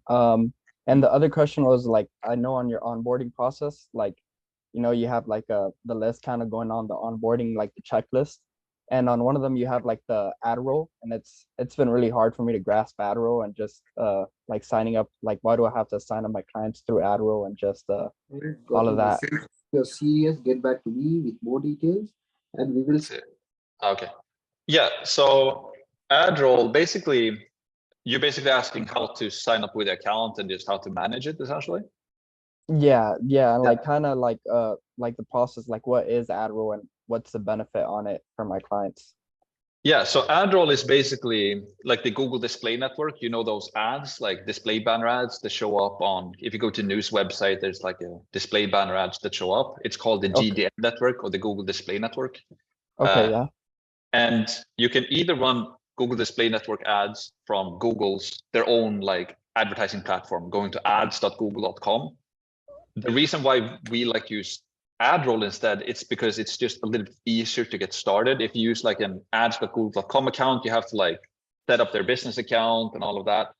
And with ad roll, it's just a lot easier. It just makes it easier essentially. So it's just ad roll is just showing Google Display Network ads essentially, and it's a very simple tool to use. So you just install the pixel and you create an account on ad roll, and then you just create a sub account for your client, and then you can start running GDN ads essentially. Yeah. Okay. Just like a retargeting thing. Yeah. All right. And with like their budget on ad spend, would you kind of add that in with like their Facebook spend too? Yeah, so you can do it like in two different ways. In the beginning, what I did was that I asked them, you know, we agreed upon $2,500 per month into Facebook, but here's another service that is called AdRoll, and you don't have to use it. Do you want to use it? In the past, I had like a checkbox in the Google form or the Google survey when we do the onboarding. I had like, do you want to do Google AdRoll or like AdRoll retargeting? Yes or no. It's going to cost you an extra $5 or $10 per day. We highly recommend it. It's very powerful. So I would just kind of, yeah, and they pay for it. You can either like subtract $150 per month from their initial budget. You just do that on AdRoll. It's yeah, it's just a nice extra thing to do. Yeah. All right, sounds good. And just one more question. Just I know I said I only had two, but just kind of like I've been doing cold calling a lot, and I usually when I call clients are just I don't know. It's kind of like I've been getting a lot of no's. Like a lot of clients, like either they book appointments and they don't like follow up with me, like they schedule a call, but they just don't go to the call, or they kind of just want to like get over it. I don't know if it's like the niche that's like they're just tired of it or like what it is, but they just kind of like, you know, they just don't care for it. So I just want to like a reason to stand out. What like, niche do you have? I'm in the automotive modification niche, so like car wrapping and stuff like that. So it's just been kind of hard recently. I don't know if it's like with New Year's or I just want to like something to stand out or something to give value to those clients on the cold calls. Yeah. Do you have anything, Frederick, by the way, that you wanna add on to it? Yes. No, I have a question after. Okay. Yeah, cool. Yeah, but yeah, basically like doing cold calling or like organic outreach in the beginning when you're starting it's like the toughest type of thing you can do, like running a business, right? You're getting slapped in the face all the time. And it's like, it's pretty funny that it is that way because you're a beginner and you're like pretty scared, or like I was super scared and almost like don't want to talk to people and you're nervous, etc. And then you're going to do cold calling and you're going to get slapped in the face all the time. Yeah. With that said, it's very good to go through that because you get initial feedback right away, as we talked about before. If they're not interested, if they're not buying, if they're telling you to like just hang you up and so on and so forth, then the only way that you can get past that is just to get better, right? And it all just goes back to the offer and just getting that offer delivered to them as quickly as possible. And then you can do like tips and tricks. Again, I would just refer to Cam again, like, and people doing like cold calling videos on YouTube. And Cam has some awesome videos on YouTube. Yeah. Okay. I'm back, by the way. Yeah. No, but we had to reschedule. Oh, really? Yeah, that's how it goes. But All right, I would, yeah, I would just review those videos essentially, kind of see how they do it and take inspiration from that and test it out Okay. essentially. Yeah. Well, that sounds good then. Well, thank you, Max. Thanks for everything. Really No appreciate worries. it. Yeah, nice talking to you. Yeah, Cool. nice talking to you. All right, let's do Kasky now. I want to talk with Frederick as well. I haven't talked to him, but let's do Kasky first. Yeah. Okay, The stage cool. is yours. So just a quick question with regards to you, like I want like insight from your agency as well. So obviously, so my niche is residential solar, right? And so it's kind of similar to roofing, right? Like the whole sales process and everything like that. So my question is like, if a client was to ask, okay, how many things, let's say installations could they expect in, let's say, a month, right? What would be the most realistic kind of answer to give them? As well to also kind of meet expectations as well, because you don't want to tell them, we'll get you 15 installations in the first month. So it's like, yeah, just kind of a easy ballpark. So the thing about that, right, is that it's tough to answer a question like that because it depends on so many things. It depends on like how much do you spend on ads. If you have a super low budget, generating 15 appointments is super hard. If you have a high budget, it's very, very easy, right? Also, it's not, I don't really like that question because a business owner that asks that, it's like they're coming to you and thinking that you have some magic wand, like you're going to solve all of their problems. What I found over time is kind of a more seasoned business owner. They understand that marketing is just kind of one cog in the wheel. You know, you have to do your sales and your follow-up and your like your service delivery. All of these things are even more so important. But if you get that objection, like I always say, I don't use that selling or that offering that we're going to give them X amount of appointments. I more so just focus on here's what we can do and here's the results that we've done in the past. And if you don't have results that you can show in the past, I would just, show them here is the value that I can provide. And then something you could tell them as well is like, yeah, it's going to be a risk for you to test this out, but there's also risk for you to not to test it out. It's risk in everything. And so yeah, I would just focus more on just presenting the value that you can bring. And yeah, obviously, if you're having that in your offer that you can bring them X amount of appointments, then you would kind of have to show them that you have done that in the past or something. Here's what we did for this client, and they paid this amount of money for X appointments. We generated 15 appointments within this time frame. You kind of have to refer to something if you're going to promise X amount of appointments in a time frame. At least I feel like. Okay. Yeah. So it's not like this is sorry, I didn't even give like a bit of context, but this is someone obviously they're already kind of working together, right? Like it's a thing of they came to start and everything like that, everything is cool, but it's like just a genuine kind of question. It's not like he's asking, how much am I gonna get? Like I just want to kind of give like a realistic answer, not like a hopes and dreams type of thing. Yeah, it just goes back to like setting the right expectations in the beginning as well. I don't know kind of how your dynamic is, like what amounts he like. Obviously he just wants results. That's all he cares about, right? He just wants the results, and he want to check in with you if you can provide these results. And I don't know what offer you have. Like if you have, I'm going to help you to generate the first 15 appointments for free, and then you can evaluate if you want to continue with me or not. Is that deal like that, or has he paid you? And there's no like what can I say, like how can I say this? Okay, so how the offer is kind of structured is obviously it's a pay on results type of thing, right? So there's the setup fee and stuff like that, but that's kind of obviously we know it's just for the team and everything. But then for the results thing, we didn't necessarily guarantee, okay, you're going to get X amount of appointments or something like that. It's just kind of played on the words so that I don't have to kind of put a number out there. I just said like, yeah, we'll get your calendar type like full with type of like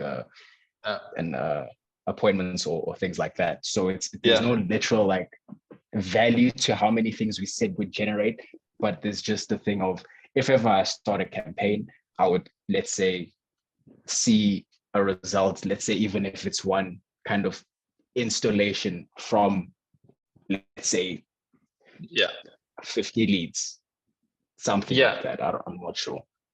Yeah, like if you don't know, you don't know, and like don't start promising things that you don't know, because that's just never good to do. So if you're gonna promise something, always take that from like your past experience, like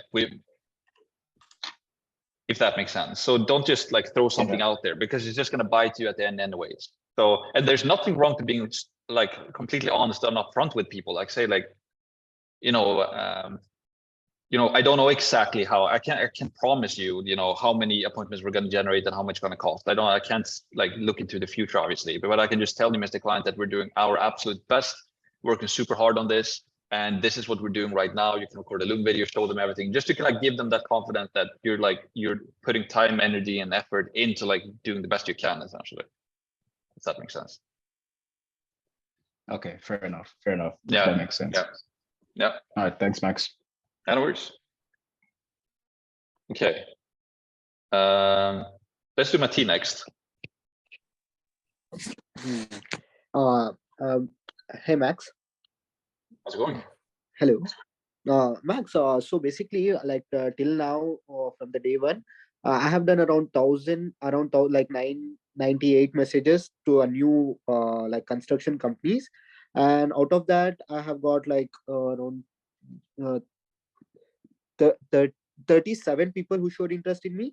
And then like from this I got like 4 to 5 appointments with them, but rest of them showed interest, like they were very much interested, and I was getting a reply back from them that please send me the more details and all. But after the Christmas and after the New Year, I am sending them the SMS, but they are not reverting me back.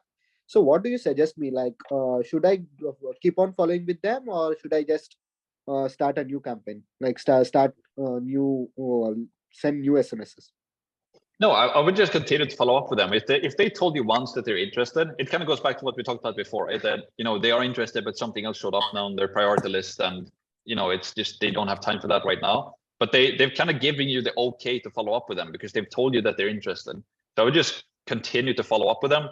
Just make sure that you do it in a nice way, like in a personal way, and just kind of checking in with them and have like a compliment in there, and just also just be blunt with them and tell them like, if you don't want us to follow up anymore, I have you on my follow-up list. You told us that we're interested, but if you're not interested anymore, just please let me know, or just follow up with them until they tell you that they're not interested, essentially, is what I believe. Yeah, sorry to interrupt here, but yeah, that's kind of happening with me too at the moment. I kind of had a client that was interested. Then after New Year's, it's kind of been hard to get a hold of him. But he actually gave me a call yesterday, and he just said that he was just busy. So I think this New Year's time they're just busy, especially coming into the New Year's and just having so much work to do. So I just say keep following up, like Max said. I think it's great. Cool. Yeah. Okay. Thanks. Yeah. Thanks for that. So, and Max, one more thing. Like, what do you say about this thing? Like, many prospects send me to call them, like direct call, a phone call. When I'm calling them, it directly like if they're not picking, the US has that recording option, right? Like we can if they don't pick the call, we can record like a voicemail for them. Well, what do you suggest that? Should I like say my call over there in that recording, or should I hang up? Like what you should say in the recording, you mean? Yeah. If they're not picking my call, it directly takes us to the record box, right? The US numbers. So what do you say? What do you say for that? Like, should I record my voice, like record the thing, or should I hang up? Yeah, I would do that. Like if I have a sales call, let's say, and they don't show up, and I try to call them, and then I just tell them, hey, Max here, we had a booked call today, but it didn't show up. Maybe something showed up for the last minute for you, no problem. I'm just gonna text you my link so we can reschedule. Or if it's like a cold call, or if you know who it is, or they know who you are and they kind of are expecting your call, I would just kind of let them know who we are, and then give them like a question, or give them a call to action, or tell them that you're going to do something, and just keep following up with them. Like send them a link to reschedule, or ask them when's the better time to call, and you can text them again. Hey, Martin here, just tried to reach you for our book call. Is it maybe something? That's what happened yesterday. There was 2 appointments booked for me like yesterday, and both of them did not show up. And I was I called them and I just did the recording for both of them. Yeah. No, just be nice and just like be understanding that things show up last minute and they booked a call, but then they got a client coming in or something, a fire, an employee had an emergency and they had to go there, or there can be a ton of different things. So Yeah, that's what. yeah. Yeah, that's what. But if they hear an Indian accent, doesn't that make difference? Sorry? I have an Indian accent, right? So Yeah. like if they hear to me like this accent and then hey, this might be a scam, and then the like a prospect who is really interested would like think that it is as a scam and then just block me or something. No, it's Sorry like to interrupt you, but in my opinion, they only actually care about the results. So it doesn't matter where you're from, how old you are, if you're female or male, as long as you can actually provide some sort of value to them, to basically make them understand that they need you, not you needing them. So you don't sound desperate. That's the only thing. So if you're not like nervous on the call and you sort of just, you have to persuade them that to convince them that they actually need you in order to succeed. So yeah, pretty much. I think you should just carry on with it. You're doing well. Like you said, the results that you actually got so far are actually really good. So you should just stick with it. And in my opinion, don't worry too much about like actually leaving them a voicemail when you're actually doing cold call. And what I actually do, I have like a spreadsheet on Excel.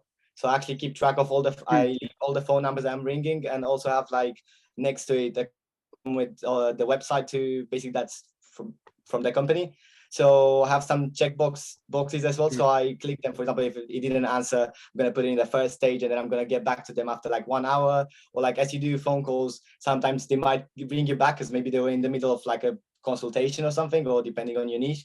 Then you just check on the spreadsheet to see client it was, and then you just see like what was the name of the owner, so you actually remember who is it. So you'd be like, oh hi John, yeah, you missed my call. Hi, I'm Robert, and then you just start your pitch all over again. I think that's the best way to. Yeah, that's what I'm doing right now. Like I'm maintaining an Excel sheet. Yeah. Cool.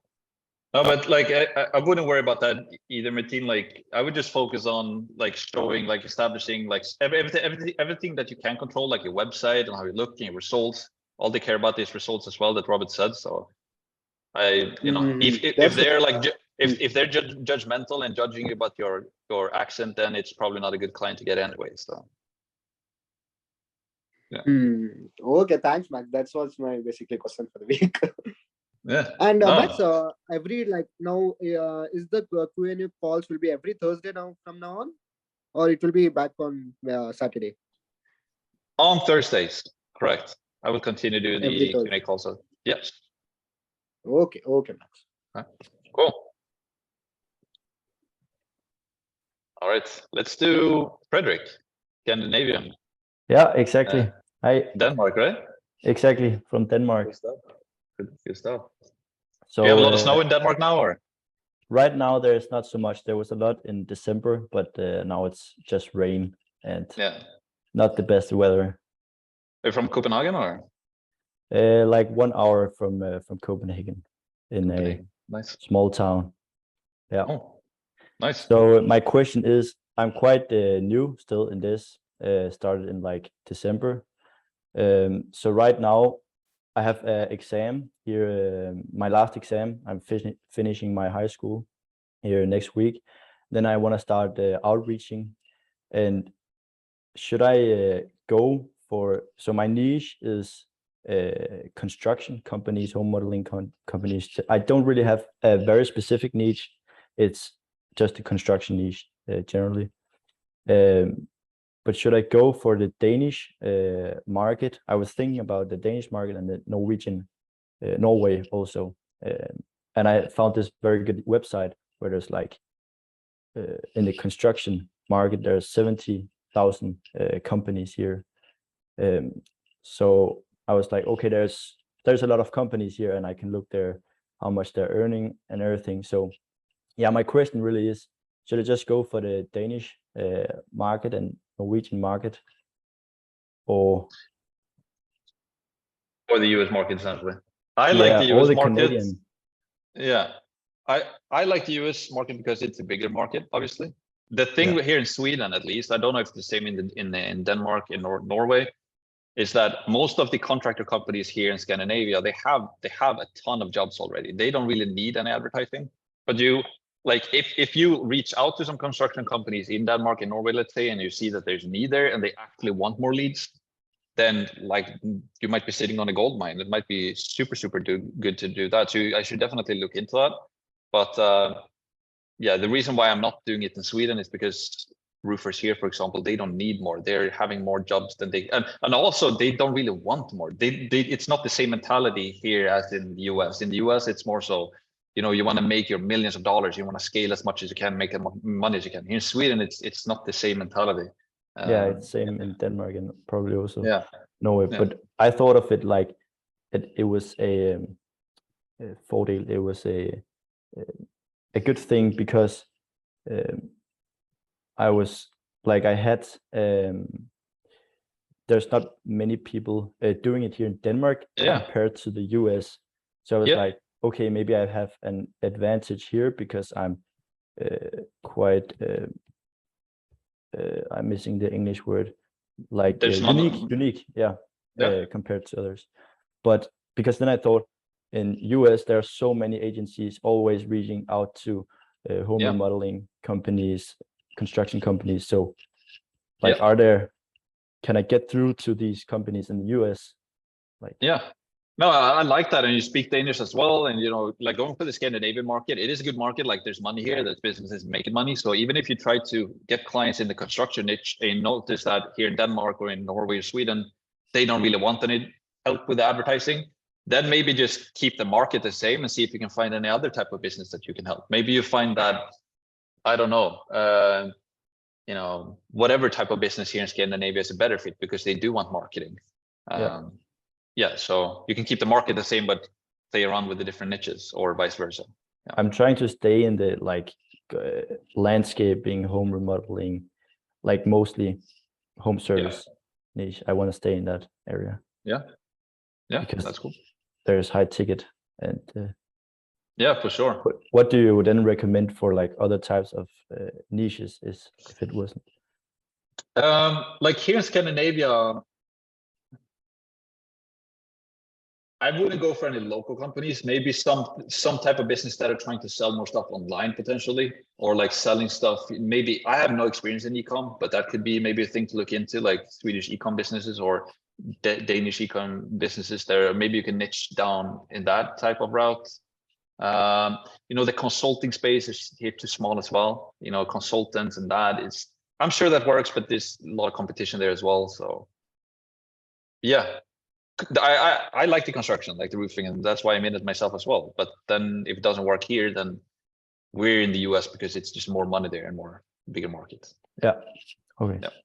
Thanks. Just, you know, construction would be a good one, but I think you would have to like quite like alternate from one sort of sub niche to another, because in winter I don't think it's a lot of demand for like, for example, I don't know, let's say roofing or like paving or something. So you'd be more focused on like inside sort of like, I don't know, kitchen, bathroom modeling, stuff like this, because I'm pretty sure it's going to be much easier for you to basically like advertise as well, because there's going to be more demand for this sort of services in this time. Like Lucas said, I'm pretty sure Luca was his name, he's in Austria and he's finding the same problem. In the winter it's quite hard because it's quite a slow sort of season. But I think you should actually try to go for US, because like you said, you're finishing school, so you'll have a lot of time. Think about it, you have different time zones as well, so you can actually target like different sort of areas. So it's much easier for you. You can be more productive, in my opinion. That's the problem I have with the UK, which I'm actually targeting on. Because like, for example, I'm still working now, so like it's quite hard because sometimes, for example, you want to do outreach, but like if I finish work at like 4, probably everyone's like on their way home from their practice, because I'm, you know, it's quite hard. But in my opinion, I think it would be better to go for the US market. And what niche are you in? And more money on the table. What niche are you in, Robert? So at the moment I'm doing osteopaths, so like that's a different sort of chiropractor, pretty much. Cool. But it's not a good niche. It's too small. So like I'm still testing it out, but it's too small in my opinion. No, good advice. Awesome stuff. let's continue, Robert. If you have let's do next. Well, You're bringing so- some value bombs in here, man. That's awesome. I love it. Thank you. So I want to start by thanking you and congratulating you, Max, for like actually building such a united community. So especially like full of like-minded people. I was actually shocked when I joined the Facebook group and I've seen how much people actually try to help each other around. So I was like, I'm not at a really like advanced level, but I want to help as much as I can, you know, the rest of people that are actually struggling at the beginning. Yeah, I appreciate that. It's awesome, the community. It's like, it's so cool to see. It's really, really cool. Yeah, Those and it's calls as growing well. day by day, literally like at an exponential rate as well. Yeah, so, no, it's awesome. I have a problem. So I used Lead Connector. So basically what I'm doing at the moment, I'm scraping leads from Google Maps, basically into an Excel sheet. And the way I do it is basically I pretty much cold call them. Then if they don't answer, I take it as like, basically they didn't pick up. And then I try to follow up with them again to call them. Then if I can't get to them, then I'm pretty much just gonna message them on WhatsApp. So another tip is like to actually use WhatsApp if you're actually living in Europe. I'm not sure how the US market reacts to WhatsApp, but in Europe, it's really good, especially because you don't have to pay for it. You just get a new SIM card, really easy, pretty much. And out of like, let's say, because I'm trying to do like at least 100 DMs, a good 60, 70 see the message. So it's not like email, you know, to like just go to the spam or like they're never going to see a message and they're just going to ask you for more details and stuff. And you can actually have on the Excel sheet, you can actually have like, how are they called? Basically them codes. So like you pretty much have like a pop-up to like open straight away the conversation, which I use. I can actually, if anyone's interested, I can show you how to do that. Or I can share with you basically the format, the Excel sheet. The thing is, I've been using this and stuff, and then I try to like get the leads the same way, like because I have them in an Excel sheet. I try to put them into high level as well to try to automate this process because it's taking quite a lot of time. As I said, I'm still working, so it's quite hard. So it's like, oh, at least when I'm at work, you know, to like sort of run some of them like automatically. And I've got charged like 20 pounds, so that's equivalent to like probably close to 30 USD for 20 messages. 20 messages was like, so I was like, hold on a second, how does this work? I'm not sure how scam getting because he lives in the UK. No, that's absurd. That's literally like too much. I was like, maybe I don't know how. Literally not even a follow-up. So it wasn't even a follow-up. It was just 30 messages sent straight away, and I got charged. I just received on my bank account, oh, 20 pounds gone, which is actually weird. So I wasn't sure what should I do. Do you think I can actually get in touch with anyone to ask at least what was I charged on? Because you know you have some sort of like a breakdown of like what you got charged. And it says like 0.00 something. Then like how did it end up to 20 then? Yeah. It no sense. It should have been like $3, $2 at most. Yeah. And you're not using Twilio, you're using their own like lead connector now? Yeah. I was like, oh, let me give it a go. I would contact them for sure, like with the chat, and just tell them like that I sent this, and just ask them like, is this a price or has something wrong happened? And if something wrong happened, maybe they can just refund you since they're their own right now, or can get like a coupon or whatever. But I would definitely contact them. It sounds, obviously you're not gonna pay £1 per text. Yeah, because I was thinking about it, because you have to actually get charged even if they actually reply to you, and then all the automations, you know, like to follow up with them. So I was like, wow, this is really expensive. I can't afford this. £1 per message. That's unreal. It sounds weird. Yeah. Yeah, if not, I'm just gonna try Twilio and see how it goes. Yeah, maybe it's more expensive. Obviously, Twilio is a more established business, and maybe they have better prices. And now High Level is trying to do it internally, and they can't do it as cheaply. And if you're going to do it in the UK, maybe Twilio is a better option. So it sounds like it. Cheers. Yeah, cool. Also, how do you do the I know that we have. Yeah, actually, keep that because we have more questions, by the way. Yeah. Okay. Whatever. Let's continue. Let's. Okay. Awesome. Yeah. Good stuff. Good talk. Lossi. Domagoj. Okay, never mind. Domagoj. Yeah, that's right. So I first on Robert case, it says like that lead connector is actually cheaper than Twilio, but never mind. I just read it recently. But I have a question regarding like Facebook ads and like my car rental niche, and like what should I let's say charge them for like Facebook ads, how much they need to pay me for, or let's say for that, like not my service, but like how much they need to invest in like Facebook ads to provide them with like 15 booked appointments as I guarantee. Yeah, so it's a common question to get on the sales calls as well. And I normally say, like, you know, if a business is not willing to spend at least $50 per day or $1,500 per month, I don't think doing paid ads is the right way to go. Okay. So like at least $1,500 per month, I would say, but like $80 per day or like $2,000 per month or $100 per day is like that's a really, really good start. And then you can scale from there. But I would say at least $1,500 to $2,000. Yeah. Something like that. Even if if I made a better offer, maybe like there's no need to maybe in the beginning charge them more than $1,500, but in a way. Yeah, right? in like in a management fee, you mean? Yeah, no, not in management fee, like Facebook, like what they need to put in Facebook, right? Yeah. Okay, I just muted.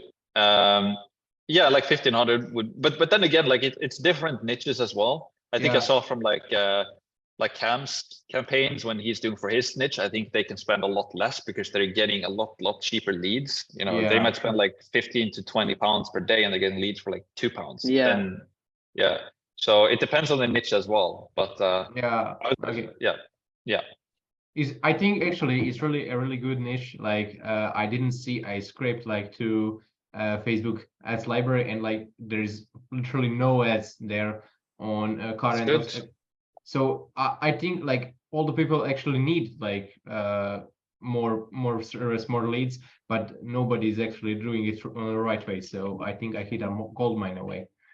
Yeah, that's awesome. And you can play around with the offer as well, because if nobody's doing it, like even if they're not ready to pay a high sum of money to spend a lot of money on ads because it doesn't make sense for them, maybe you can play around with, you know, maybe you just help them initially with like a face or a meta and ad roll retargeting campaign, and you help them to set up a, you know, like a brand awareness thing where you just do retargeting ads for them. You charge a lower fee for that, and then you have one package where you do like cold and retargeting, and you pay a higher fee for that. Because if you're the only one who's helping this niche right now, you can potentially help a lot of people, and you can have like a service that doesn't take too much of your time, but it provides a lot of value to them, and it's not too expensive for them as well. So yeah, literally in the last 6 months, only one company I searched like has advertisements. Yeah. So yeah, that's good. Interesting. Okay, thanks for my answer. Yeah, no worries. So okay, let's do the two final questions here. So let's do Cam and Ryan as well. And then if somebody else has a final question, then raise your hand. I was just going to say, so do you have like, oh no, you don't have a team, do you? You like work with your friends or something? I was just going to say, do you have like a software that you keep track of everything on, like where you put your SOPs and things like that? Because I've been kind of trying to put together like a plan. It's just on a document, but I want to put it in more of like, I don't know how to say it, in like a graph or like a flow chart, something like that, that I can look at and kind of visualize every day. Do you know what I'm saying? Like a project management tool? Yeah, kind of like that. Yeah, I know that people use, it's called, the founders of the same team that does Trello, right? So if you... What's Trello? I haven't heard of Trello, actually. Trello, not founder, that's Trello. Is it Miro? No, it's called Atlassian. Atlassin. I know that some agencies use that. Atlassian. Yeah, I'll have a look at that. Thank you, because everything's. I mean, it's kind of organized, but it's a bit all over the place. So I need to kind of.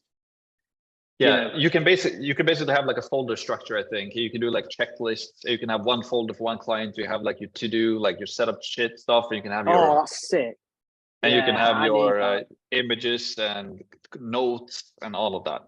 I just do it. Atlassian. Yeah. Yeah, I just do it the old school way. I just have a folder in my browser and do like Word docs where I keep everything. It's like. Well, to be honest, that's what I've done at the minute. I don't mind it. It's just with the onboarding process, it's a bit all over the place. So I'm kind of trying to get all of that organized into one software, to be honest.